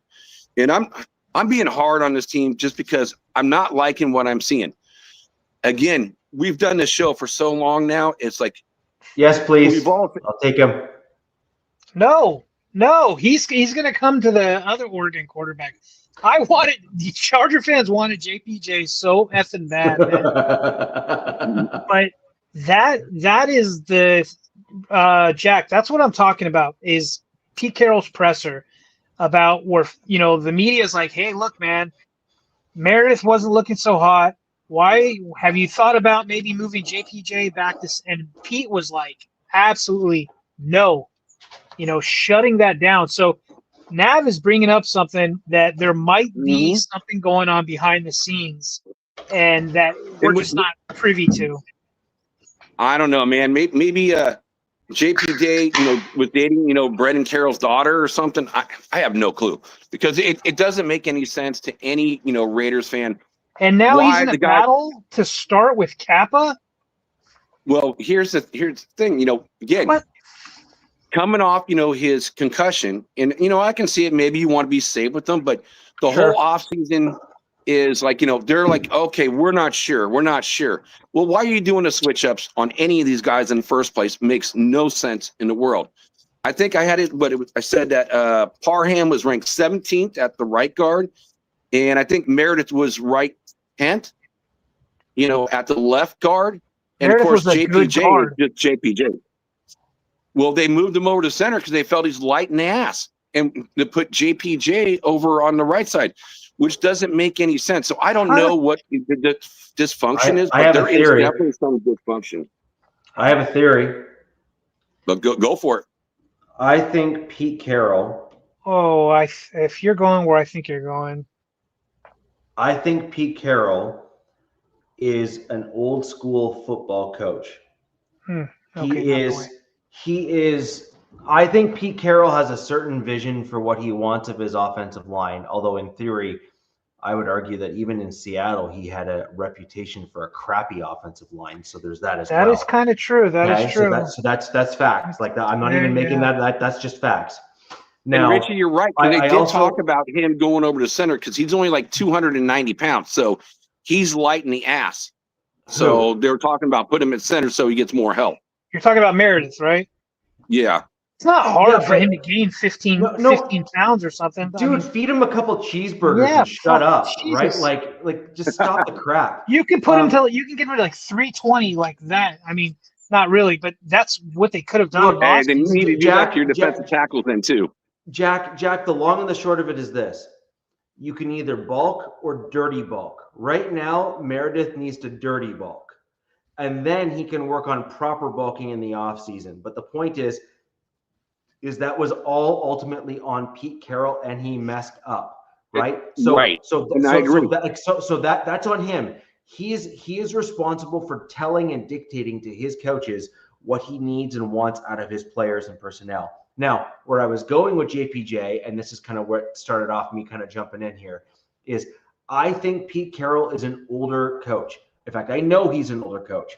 So therefore, he has a little bit of an old school mentality in terms of how he wants his players to be, et cetera, et cetera. JPJ is, we'll call it slightly opinionated.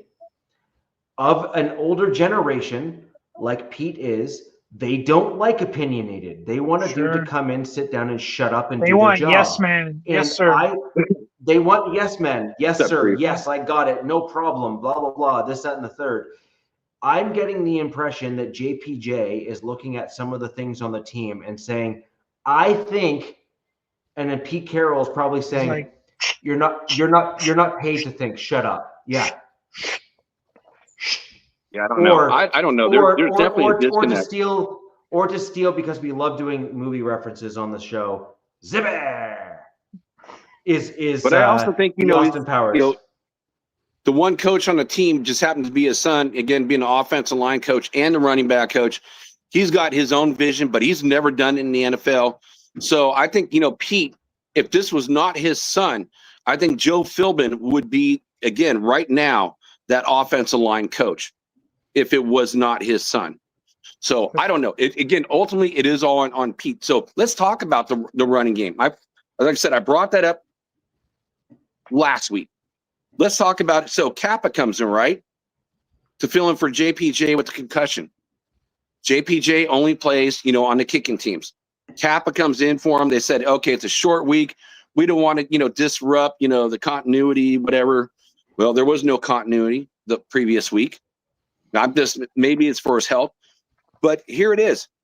With Kappa being in there, with Genty running behind him, anytime he ran behind him was 0.28% of a yard.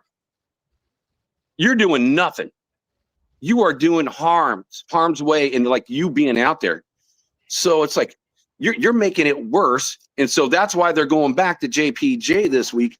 And I want to, look at the running game just for the offensive line in general this last week against the Commanders. Genty was hit 11 out of 17 times behind the line of scrimmage. Yep.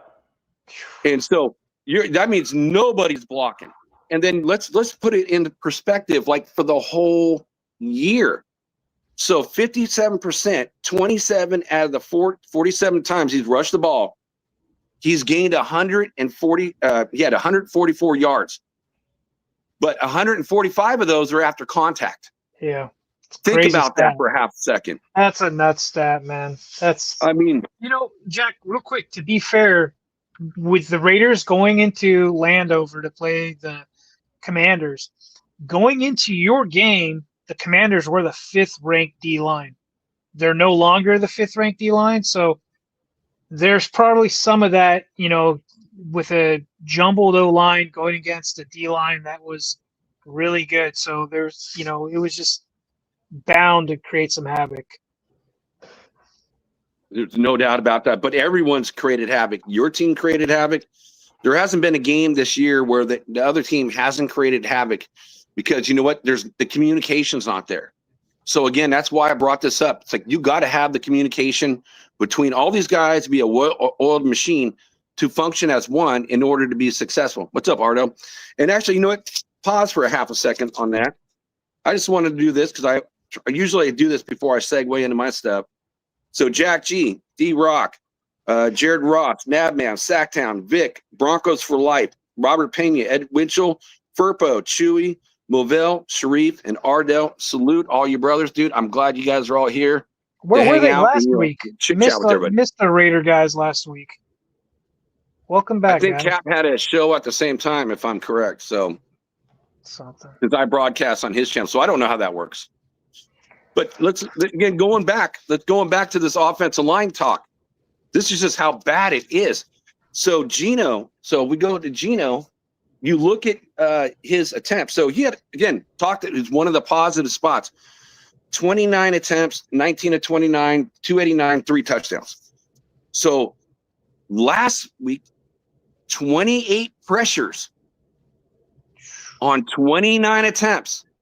Yeah. And that's not even, so every single time, it doesn't matter if you're in the run, you're in the pass block.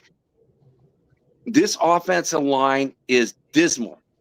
And, when you asked the question to Richie about, the rookies, I'm glad you brought that up. Because I look at this, again, this is what coming from Pete. Again, both our third round, our tackle, our guard were inactive. Our defensive tackles we got in the 4th and 6th round, inactive. Our first round pick, again, he's getting smoked and stuff because I don't think it's his fault at all. He improved every single week. So when we get to the next game, I'll talk about that. Jack Besh rarely played. I think he had 1 catch for 10 yards. Let me look here. For this game, it's like he didn't do anything either. It's like they barely put him. 1 catch for 10 yards. Barely plays. Porter has not played a single down. He plays on special teams, and that's, our other 3rd round pick. So in the way of everyone crowning Spytek as this great general manager, I'm sorry, right now I'm looking at Telesco as a better general manager in the way of drafting players because they actually are playing.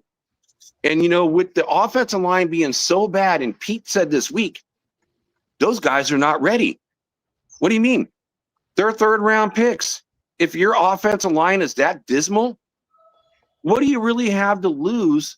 Because are they really going to be any worse? Careful what you wish probably for. Not. Careful what you wish no, for. I know, but I'm just saying it's like you want to see something different because it is so dismal. I mean, I've talked about this 3 weeks in a row for every single week. I'm getting sick and tired of talking about the Raiders offensive line just being that poor on run blocking, pass blocking, and getting nothing done. Hey, what's up, Cap? And then what I was going to say, and even this week for the first time in Glaze actually did poor too. And what is kind of interesting is that there was like somebody who's a college, I think of tight end, and talking about the hash marks and going, oh, in college, the hash marks are 4 yards further apart. So you're getting more space to run these plays. And, in the pros, you got 4 feet less. Well, you're getting everything's going to be tighter windows and so forth, for your offensive coordinator. So it's like, man, it's just a combination. I feel like all these things, the pieces of the puzzle just are not fitting there. I was really surprised, in the way of our run defense against the Commanders. Their rookie looked great. I was like, wow, this kid is like moving the rock. I never would have thought, we know they're going to run because, you got to look at who their quarterback is, and he's a backup. And like I said last week, in the way of Mariota, his last game was week 13 of 2022. So, he's going to run. He's not going to throw as much as you can. So, I don't know. And they couldn't stop the run either. They gave Jack, up 2. Hold on real quick on that. I don't know why you're so surprised about the Commanders running back there. Both DZ and I both called that out last show.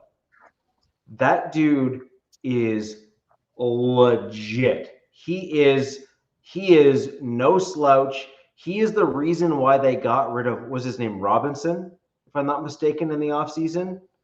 The Commanders got rid of their kind of bell cow in favor of that rookie there that you're talking about. That guy is going to do things in the league, in my opinion.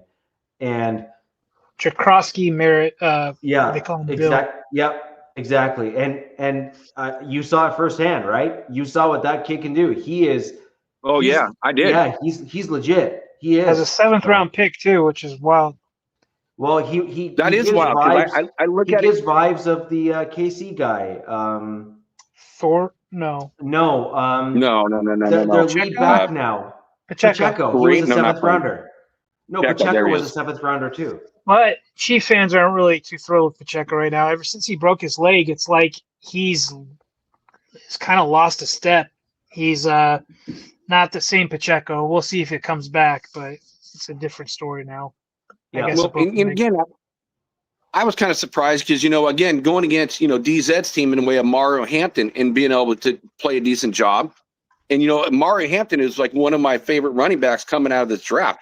I thought about, man, let's try to get an offensive lineman early and then, try to get Hampton or move up to get Hampton in the first round was kind of a thought process for me. So seeing that, I'm going, and you're going against the run. I'm sorry, DZ. Sorry for interrupting. I thought you were going to get Membu. I thought that was totally new coach coming in, probably want to bolster the lines. But I could see why they don't pass up on Genty because there was so much hype. And look, dude, it's 3 weeks. This kid's obviously special still. It's just, we're seeing the stats with the yards after contact, right, Jack? Right. That's a special stat. He just needs somebody, he just needs the stuff up front, you know what I mean? And once they work that out, but obviously I'm not a coach, but in my opinion, it's that's where JPJ going back to center would come in handy. That would kind of help work that out, but there's obviously something going on, like Nav and everybody else has said that is not working out. Oh, well, again, Nav, okay, wait a minute. I was all about Mason Graham, but Mason Graham got drafted ahead of the Raiders, so then he came off the board. I was all about Mason Graham. I was thinking, man, you're going to have Max Crosby, you're going to have Christian Wilkins, and you're going to have Mason Graham on that defensive front, and then a Kuntz on the outside, and then bring a Tyree in, on rotation. That's what I was thinking. So, Nav, you're right, dude. Thank you for bringing that up, dude. Yeah, but on the defensive side, Raiders were coming in at number 4 in the league, against the run. And even with, giving up 210 yards or something ridiculous on the running game as a whole, they're still rated high. And so it's like, based on that, the 2 games prior was less than 140 some odd yards. So I still see them, being very viable, but I don't know what the Commanders were drinking in the water that week, but give it to my Raiders that's for sure. Well, they're 2 years in under what's his name? I forget their head coach's name. You guys are just starting out with Pete. I don't know. I'll be honest with you, and this isn't. You know how I am. I don't like to rub anything in on anybody, but I'm just like, is Pete like? You want to believe like he knows what the F is going on, right? But it's like, I don't know, man. Something's. Well, like I said, Dan that's Quinn what I said. Again, I think there's a bias when it comes to your son. So I'll leave one more thing, on the offensive line, and just how bad and trash I think this is. It's dog water, and I just hope they spend free agent money next year on the offensive line and draft early and often. So far, Gino, he had 5 sacks in this last game. I mean, that 5 sacks in the game is a lot of sacks. So he's had 12 sacks now in 3 games. So you're averaging 4 sacks per game. Multiply that out. That's 68 sacks over the course of a 17-game season. I mean, I thought the Seattle Seahawks offensive line giving up 50, 53 sacks was dog water. Oh my God, that's ultimate dog water. The Raiders record in history from 1960 was 63 sacks. That's 5 more sacks than the worst offensive line in giving up sacks in the history. That's the way they're projecting right now. So based on everything that I just told you in the way of the running game, the passing game, this offensive line scares the hell out of me. I thought we had figured some things out with a better offensive coordinator. I thought Brendan Carroll would be a lot better, versus Gonsby last year. And I have not seen a change at all. So so I don't know. I mean, I don't know, guys. I'm just glad that game is beyond us now. And I'm looking forward, going against the Bears is what I'm looking forward to. You made a good point, kind of like, you're glad that game. And, these are things that your guys' team can learn from. Plus, it's a whole new organization in Vegas, right? So there's a lot of new moving parts. Everybody's still feeling each other out. Essentially, this is a continuation of preseason for you guys right now. And, so you hope that it gets better as the season gets along. And the same with mine. Like, even though we won with a walk-off field goal, there was a lot of learning moments in this game, against the Broncos that I really hope that they pick up on, and they're harping going into next week, because there were some issues in my game. Jack, I'm sure there was a ton of issues in your game that you just hope that they learn from. And so far, with my new regime, they seem to be learning the problems. They seem to be fixing them sooner than later. So that's what I with your O-line, I don't know. It's kind of something like going on with the Chargers. It's like, it's kind of insanity to just keep running the same thing out there and expecting different results, right? So you got to think something else is going on behind the scenes, or it's maybe they're just hoping JPJ's not 100 or something. You know what I mean? But, yeah, I mean, I agree with that, but it's like, again, it's like, it's kind of hard when they say he's clear to play, and why even play him at all then? Why even put it out there even on, field goal kicks? Yeah.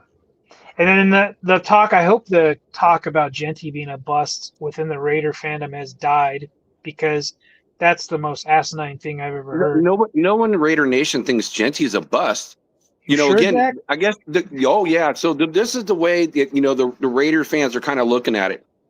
When you got a bad offensive line, who doesn't really matter who you put in there, So look, let's go to the Giants, right?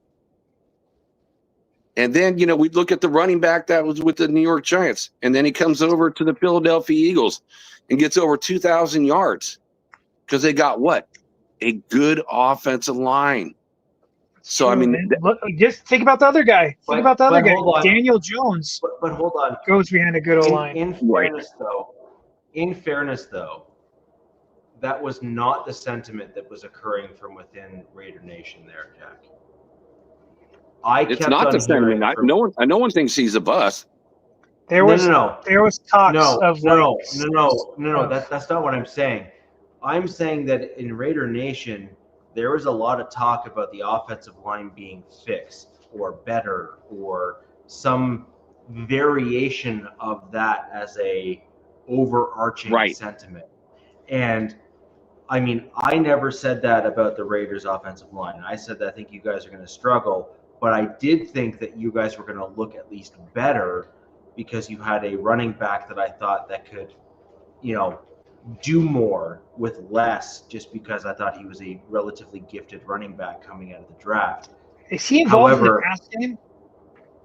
A little bit, but the point being, though, is that a really good offensive line can make a mediocre running back look great, even Pro Bowl caliber. A poor offensive line can make a Pro Bowl caliber running back look pedestrian. And that's the difference between A and B, which is a top tier running back is a luxury pick. An elite running back like Genty is a luxury pick.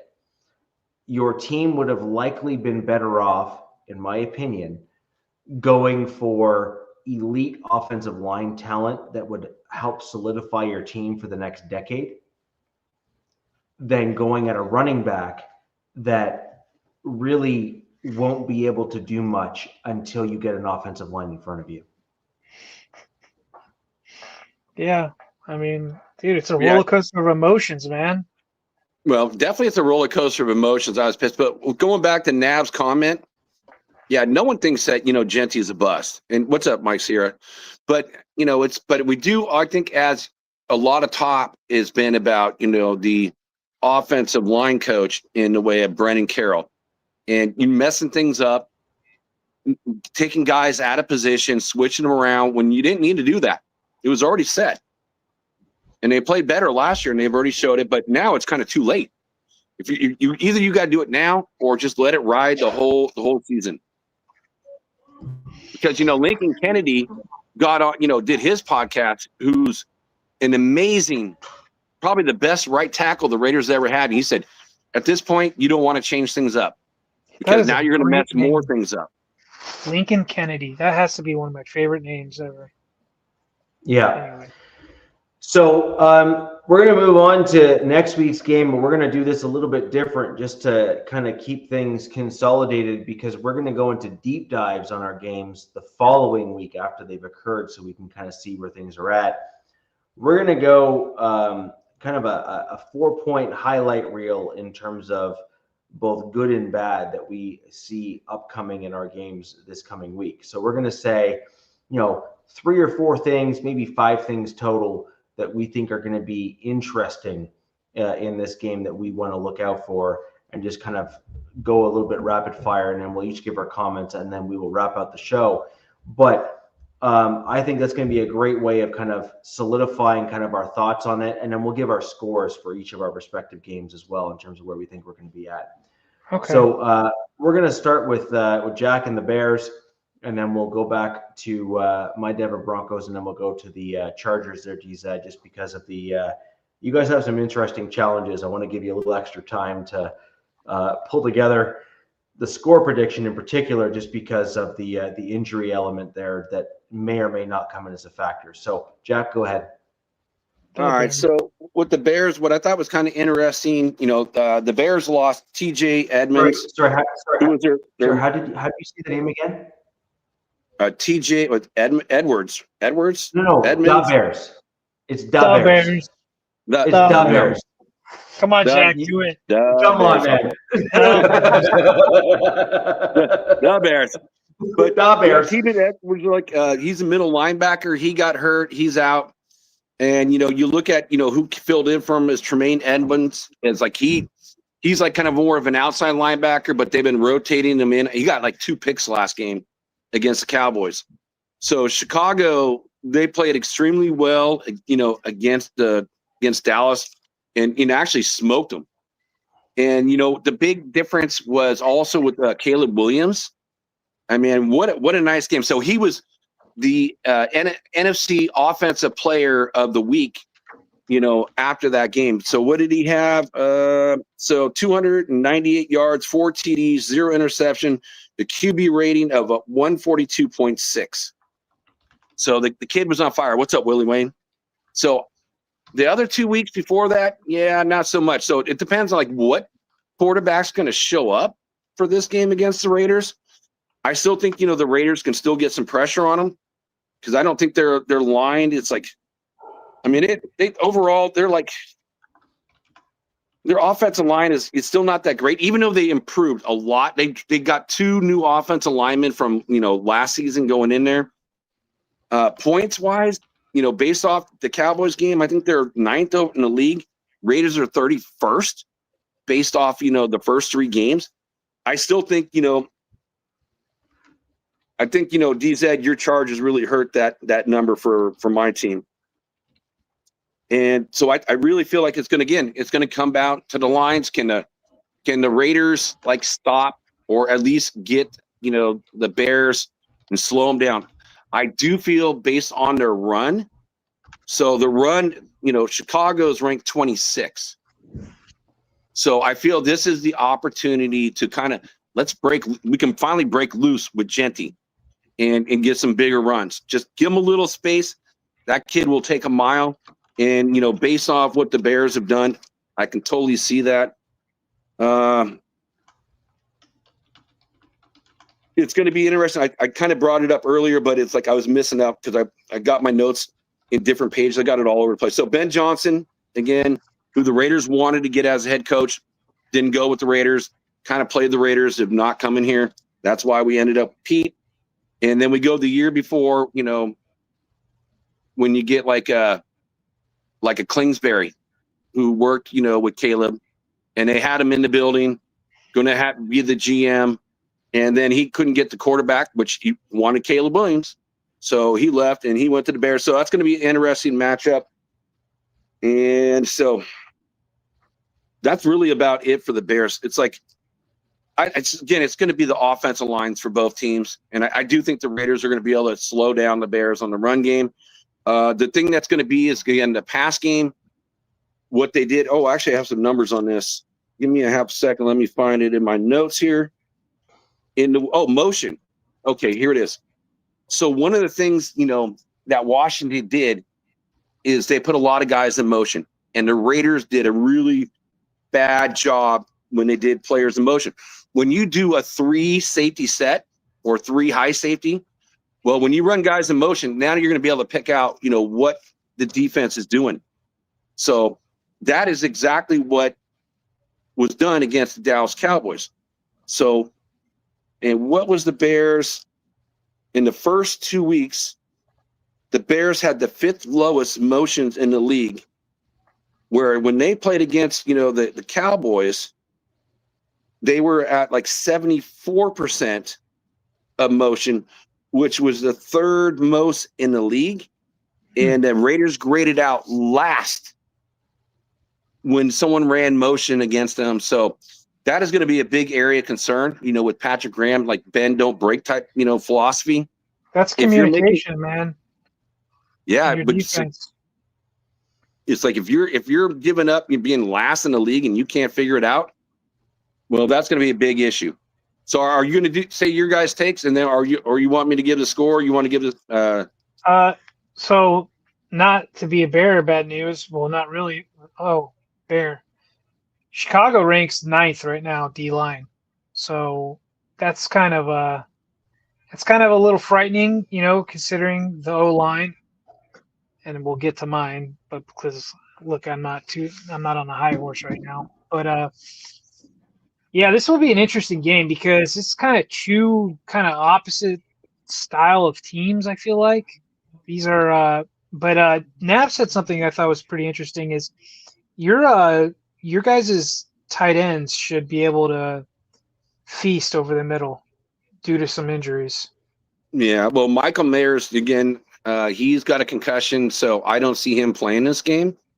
He got a concussion. And I haven't heard anything about Brock. Again, like one of the plays against Commanders last week, there was a ball thrown to him, and he could not push to jump for the ball. So the defender swatted it down. The defender jumped up in the air, but Brock could not push off his leg. So I think it's really he's still kind of hurt. And I'm not making any excuses for the kid, but he definitely has not been the same player. And in that play, when I saw that, I was like, oh. Your guys' third tight end is he's a vet though, right? It's a guy. Yeah, he's like a blocking tight end is what he is. Oh, okay. So I don't see him. It's like you're still going to have to use him in like the Michael Mayers role. So I see him getting a lot more touches this week because you're going to have to. You're going to have to go that 12 personnel and use him as the blocking tight end.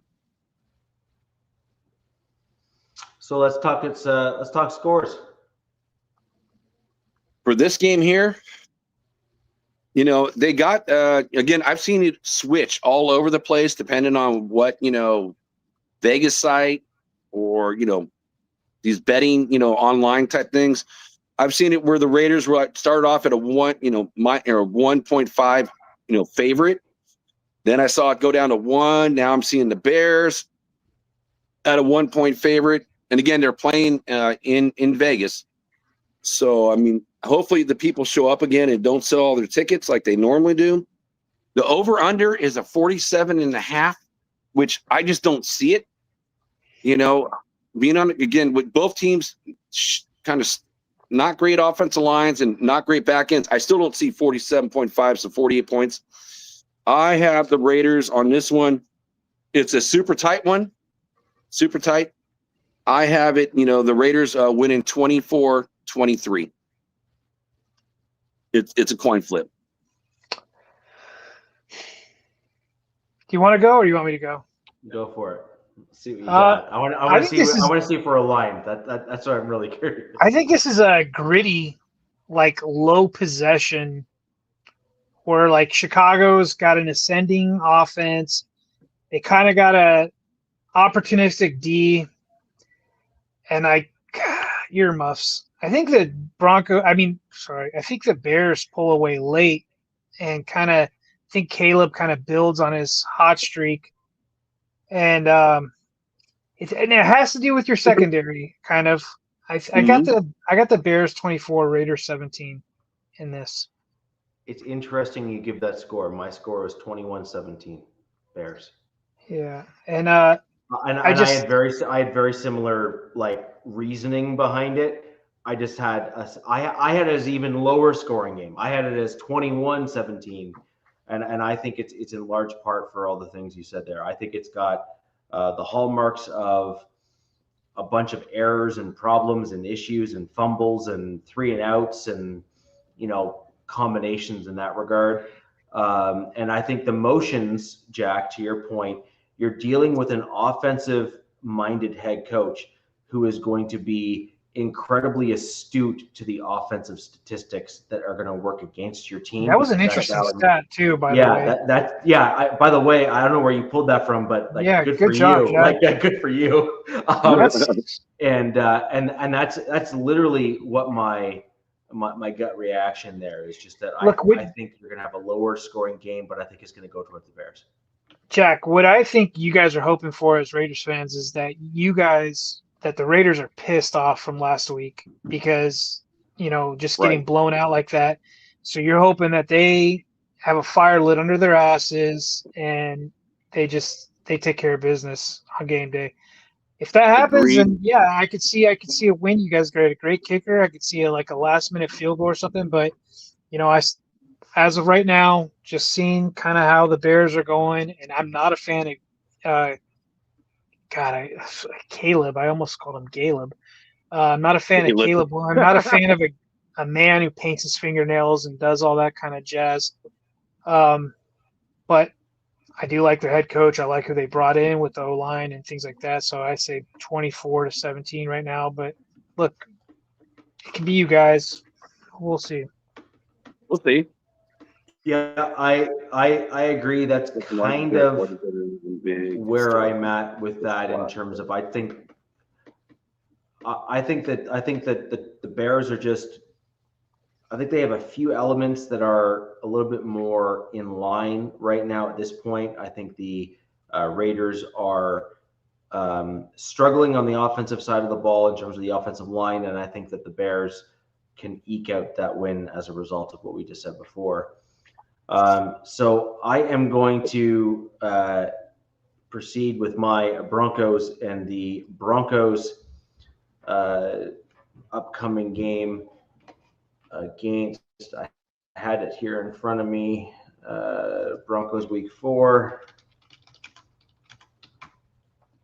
And then when we're done, I want to answer Nav's question when we get done with the scores. Yeah, no problem. Go for it. So Nav says, have a question for you, Jack. Why did you go to New England, win big, a big game, historical, and then go flat and just suck for 2 games straight? Well, the offensive line was good enough. And again, I'm glad that JPJ is back because that was the only game he played in. But gave enough time to where they blitzed. I think it was like almost 40 to 50% of the time, which left those deep plays. I think there was 9 big plays open where you look at what the Chargers did against us and, what the Commanders did against us. They didn't do it, tons of blitzing. They said, hey, we'll challenge you with just the 4 offensive linemen. We're going to put 2 guys over the top, bring extra guys in the back, and make it harder for you to complete passes. So that's my answer to your question, Nav. Mike, so go ahead, Richie. I'm sorry. You're on mute, buddy.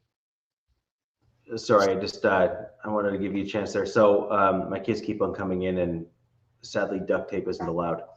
But with regards to my Denver Broncos, I see 7 sacks in this game for my Denver Broncos defense. I think this is going to be not a high watermark, but I think this is going to be one of those games where you're going to see, look, you saw Herbert struggle, right, with the Broncos defense. Herbert is he is behind a better offensive line than the Bengals, and I think that the Bengals are going to struggle. And the Bengals, yes, than the Bengals, and I think that the Bengals are going to struggle against the defense of the Broncos. I just think that it's going to be a bit of a gauntlet for them. So I predict 7 sacks in this game. Could be more, who knows? Could be less, who knows? But I'm sticking with my 7. I think that'll be an interesting benchmark. My prediction is that Bo Nix will have a false flag game and look a lot better in this game. I think the Bengals defense is just not great. I think you're going to see some kind of Bo Nix magic in this game a little bit, and it's simply just because the Bengals defense is not great. And I think that a lot of Broncos fans, not me, but others, are going to come in and say, Bo Nix is back. Look at the game. Blah, blah, blah, basically like the flip-flop thing, right? They're going to go from Bo Nix sucks to Bo Nix is amazing. I am going to remain pretty much somewhere in the ballpark of Bo Nix still needs to improve, but I am hopeful, and I'm going to stay within that lane. But I think this is going to be a Bo Nix false flag game where he's going to look great and people are going to overreact. That's number 2. Number 3. If we do not change our center, we will struggle to run the ball in this game still, and we will be relying on Bo Nix to have that false flag game. And that's going to be my prediction there. Number 4, Jahdae Barron may actually play more, but he won't play in the slot. He will likely rotate in to spell Riley Moss to keep Riley Moss fresh. And I think that we're going to see Jahdae Barron kind of come in and out there in an effort to help Riley Moss continue building some confidence, given the fact that he keeps on getting targeted. Because well, frankly, no one wants to throw to Pat Surtain. So it just is what it is. You're right. And number 5, I believe that we're likely going to see Nate Atkins back this game, if I'm not mistaken. I think this is his first ability to come back in the Bengals game. I think he's probably going to be healthy enough to at least rotate in.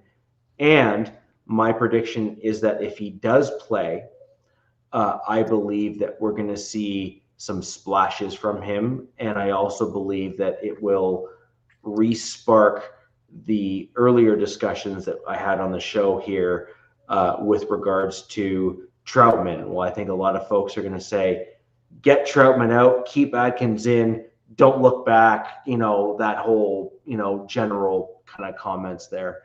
And those are going to be my kind of overall predictions for my Broncos versus the Bengals. Now, in terms of score, I'm being as concise and quick as possible as I go through these things to give you guys the ability to kind of jump in. Do you want to give your feedback on the game first, and then I can give the score after, or do you want me to give the score and we can go? No, just score. Yeah. So my score prediction for this game is going to be 31-21 Broncos. Okay. So probably some garbage time for the Bengals in there. Yeah, something like that. Yeah. Okay. Jack, you want to go? I think you're giving a little bit of credit. If you're going to get 7 sacks, I didn't factor that part in at all. I just look at, who's your quarterback? Jake Browning? So it's like, okay, you don't have your main guy at, quarterback, and their defense is just bad. And I still like your defense so much. It's Remind me of the bear on Jungle Book. Yes, dude. It's like, and I feel like the guys that were good, they didn't bring most of them back. I feel like they're even worse this year than they were last year. And I think your defense is going to take balls away, and they're going to get points off of that. So I don't even see this game even close. So Richie, you called it, a 10-point difference. I even got it one even higher than it. I got it 11-point difference. I don't even feel like they're going to compete with your Broncos this week. I got it 34-13. Damn, Jack. Wow. That's higher than I have them. Actually, a 21-point difference. So believe it or not, the Bengals are 2-1. The Bengals are taking on the 2-1 Bengals are taking on the 1-2 Broncos, which is surprising nonetheless. It is surprising. I think Denver's gonna suffocate whoever Browning or whoever the hell he is. I think they're gonna force turnovers. Man, I'm gonna write that down. You got it 40-23, and we'll have a conversation privately on that one. I think they're gonna force. He's got the Bengals winning. He's got the Bengals. That's what I mean. Yeah. That's what I'm saying. We'll have to have a private conversation on that one. Yeah. I think the Broncos are going to force turnovers. They're going to limit the Bengals to field goals. I think Nick's kind of has an efficient game against these guys. Not to toot my own horn, I think the Chargers defense is night and day better than these Bengals. Right. I think you guys kind of lean on the run in this game a little bit to control the clock. I just think they're going to run the ball because they don't even have to throw the ball. But I could still see a little bit of slugfest in this, a little bit, because I could still see it. But I think that the Broncos will finally get this will be a signature win, and I've got Broncos taking this. It's like 27 or 24 to. I think it's 10. I think the Bengals score 10 points. I think they get a touchdown. I think a field goal. I wanted to give them 9 points and just give them 3 field goals. But they'd still have some really elite weapons. And, shit happens on Sundays. Shoot, yeah. Rich is giving them more credit than anyone else, in the way of their offense. So scoring points. I'll say Broncos 27, Bengals 10. So we're going to move on to the Chargers. Let's go ahead and get your prediction for the game, DZ. Giving you some extra time there. Just, obviously injuries are going to be a factor in this game for you, given where you're at. So, if we got the time when we're done, I do have an interesting topic. If you want to go a little bit longer afterwards. I don't think we have the time right now, but we'll maybe touch base on something maybe next week. Okay. Yeah, I kind of wish I knew health-wise, because there are 3 starters who did not participate in practice today from our offensive line. This is a cross-country trip. It's an early game. It's a 1 p.m. Eastern Standard Time game. And, this Bronco or Giants front 7 or whatever you want to call them, they're damn scary too. It's like deja vu. It's going to be like the Broncos in blue, essentially. You know what I mean? It's going to be that all over again. And, if you go into this game with a banged up O-line, like, good luck. The caveat to that is that I don't see the Giants secondary anything close to what the Broncos have. No. There's going to be some emotion in this game from the Giants side, because as of yesterday, Daboll has said that Jackson Dart will get his start over Russell Wilson. Russell Wilson is getting benched for Jackson Dart. And I think there's going to be some, hoorah. There's going to be all kinds of stuff going on. They're 0-3. They're looking for their first win. This has trap game written all over it. But this is Jim Harbaugh's team. This isn't Brandon Staley or whoever. I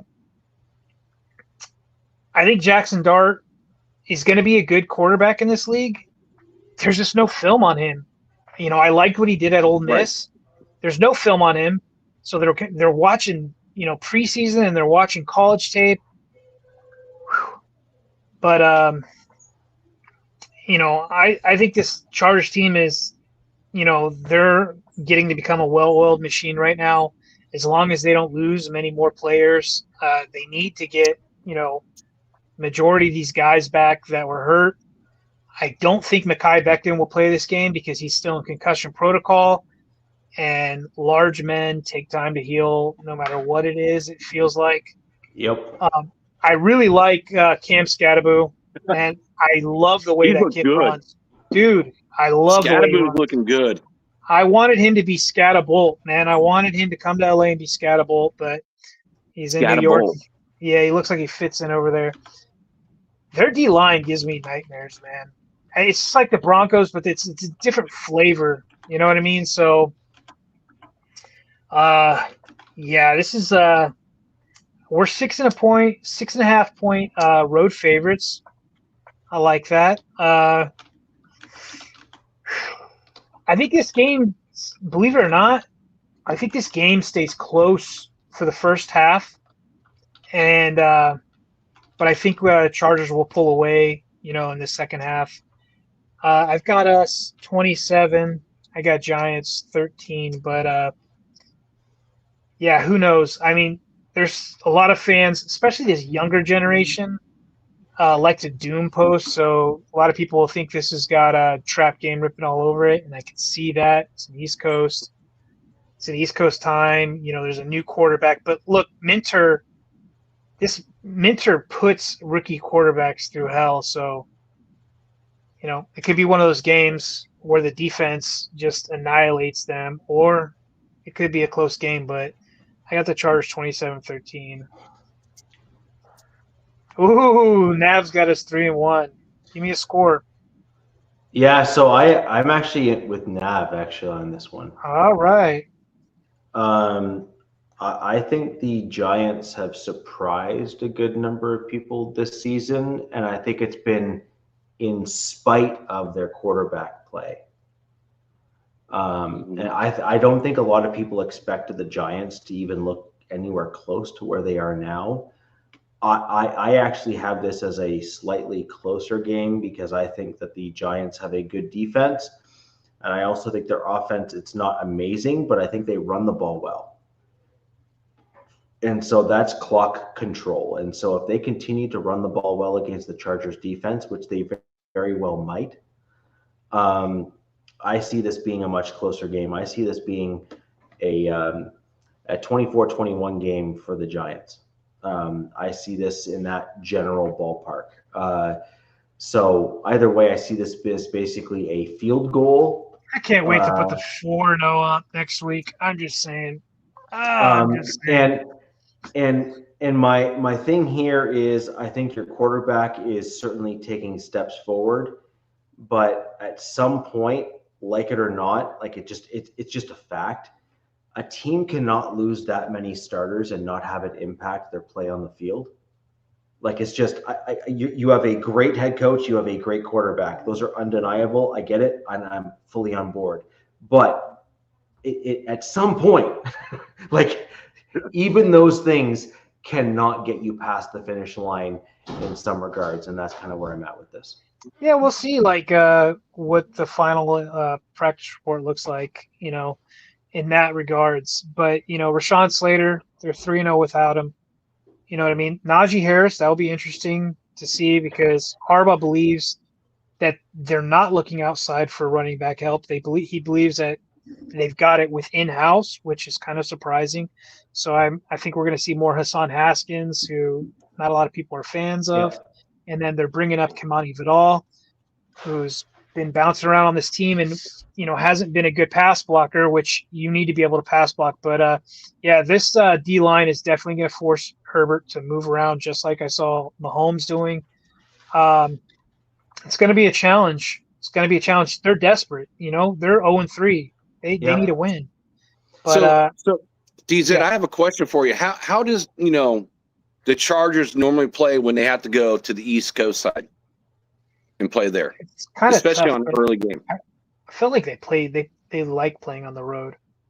This is like a team that enjoys playing on the road. I feel like I want to say we had a better better road record last year than home record. So I could be wrong. I could double check it. We can talk about it next week. Yeah, and Richie, I totally agree with the injuries. It's going to catch up to you. It really will catch up to you at some point in time when you cross a good team. But this team is 0-3, and they're 0-3 for a reason. And yes, I know how much, Richie, you love Russell Wilson. I know he's your favorite, and you want his jersey and put it on your wall and all that. We know it's completely the opposite. But I also look at this, I think Jackson Dart, ultimately at this stage in time in their careers, he will be a better quarterback. But I just don't – it's your first game. It's your very first game, and you're gonna have that heartbeat, the flutter, it's just gonna be a whole different experience, and it's gonna be a learning experience for him. Maybe this was game number 2, number 3, but you got a rookie quarterback starting. So I play that in, and I think Jackson Dart has more tools than Russell Wilson does right now and over the last several years. But with that being said, it's like against, a Chargers defense, which this is the best Chargers defense I've seen in a long time. And you only need to rush 4 on this Chargers defense. And you're going against a rookie quarterback, and you can put guys, and set them back. And if you can stop Scatterboo and you have to make Jackson Dart throw, then that kid's going to be running for his life at that point. And I can see turnovers on his point. Yeah, they got good weapons in New York too. Well, they also, what's his face? I think it's Neighbors and then Wandale Robinson. Yeah, so Neighbors, again, he sat out today. I don't know what it is, but he's going to play, is what I read. But he did sit out today. And so, but yeah, he's a scary wide receiver. But I'm not concerned with their offense, and that may sound cocky. I just have faith in my defense going against – I have faith in my coordinator, and I have faith in my defense going against a rookie. Like, I'm sure Scatterboo's going to get some, and Neighbors will get some, and Dart will make some flashy plays that the Giants fans are going to freak out about. But I have faith in them. I'm terrified of their front seven on their defense. that's giving me fits. So I foresee a lot of running from the Chargers part to the outside and quick passing game, attacking the boundaries, which we can do against their cornerbacks, who are actually probably better than people think. They've been having it down season, so we'll see. Maybe they come out, but yeah. And with that all being said, I can see, Dart, playing a decent game for his first game, but I can also see him turning the ball over, in this game, not being able to read the Chargers defense. So I feel like, there's probably like 2 turnovers I think the Chargers are going to get in this game. So I have this game, and actually I think I got a 28 Chargers, 17 New York Giants. So I have a double-digit win for the Chargers in this. Again, you're talking a rookie quarterback, so. Yeah, we'll see. It's going to be interesting. So we will get right into the nitty-gritty of each of these games when we can actually assess the film and what we saw on the field. That's going to be where it's going to get quite interesting. But that'll do it for the show tonight. Been a great one. We got into some real good detail in terms of each of the games, including the divisional review of the Broncos and Chargers. Of course, it's turning out to be quite the rivalry between Peyton. Yeah, I don't want to see you guys. Yeah, it's turning out to be quite the rivalry between Peyton there and Harbaugh. But anyways, guys, until next week, we're going to get right into all the details of all the games. We're going to get into the look ahead and other things like that. I really would like to see the Chargers not get hurt in this game if it's all the same, because it's kind of getting a little ridiculous. I think the Chargers need a bit of a break. And let's go ahead and see the where we all land and how we all do, and see where our predictions land, given that we are now rounding into the final game of the first quarter of the season. Really, it's pretty much how this breaks down by and large, where we're kind of rounding in that part there. So. Yeah. Anyways, guys, until next week, where the West Side's the best side, we're going to break it all down for you and give you all the details in terms of the AFC West. Well, which guys are hurt, which guys are back, and what our predictions are. I really do want you to hold us accountable in terms of our predictions, including tell me why I'm wrong, because that's part of the fun. Come at me, bro. Come at me, bro. Come at me, exactly. So leave those comments down below. Leave a like if you are joining us after the fact. It helps the algorithm to let YouTube and everyone else know that we have a bunch of folks that want to watch this show both during the live and after the fact. And until next time, we're the West Side. It's the best side. Peace. Fast lane when I pass in the street. Bag of money in the passenger seat. Tempo's been asking for me on the road from the west to the east. Way up, I might never come down, cause the coast racking up the flame out. So high, I might never come down, so what? This is my lifestyle. Wait a minute. Work hard.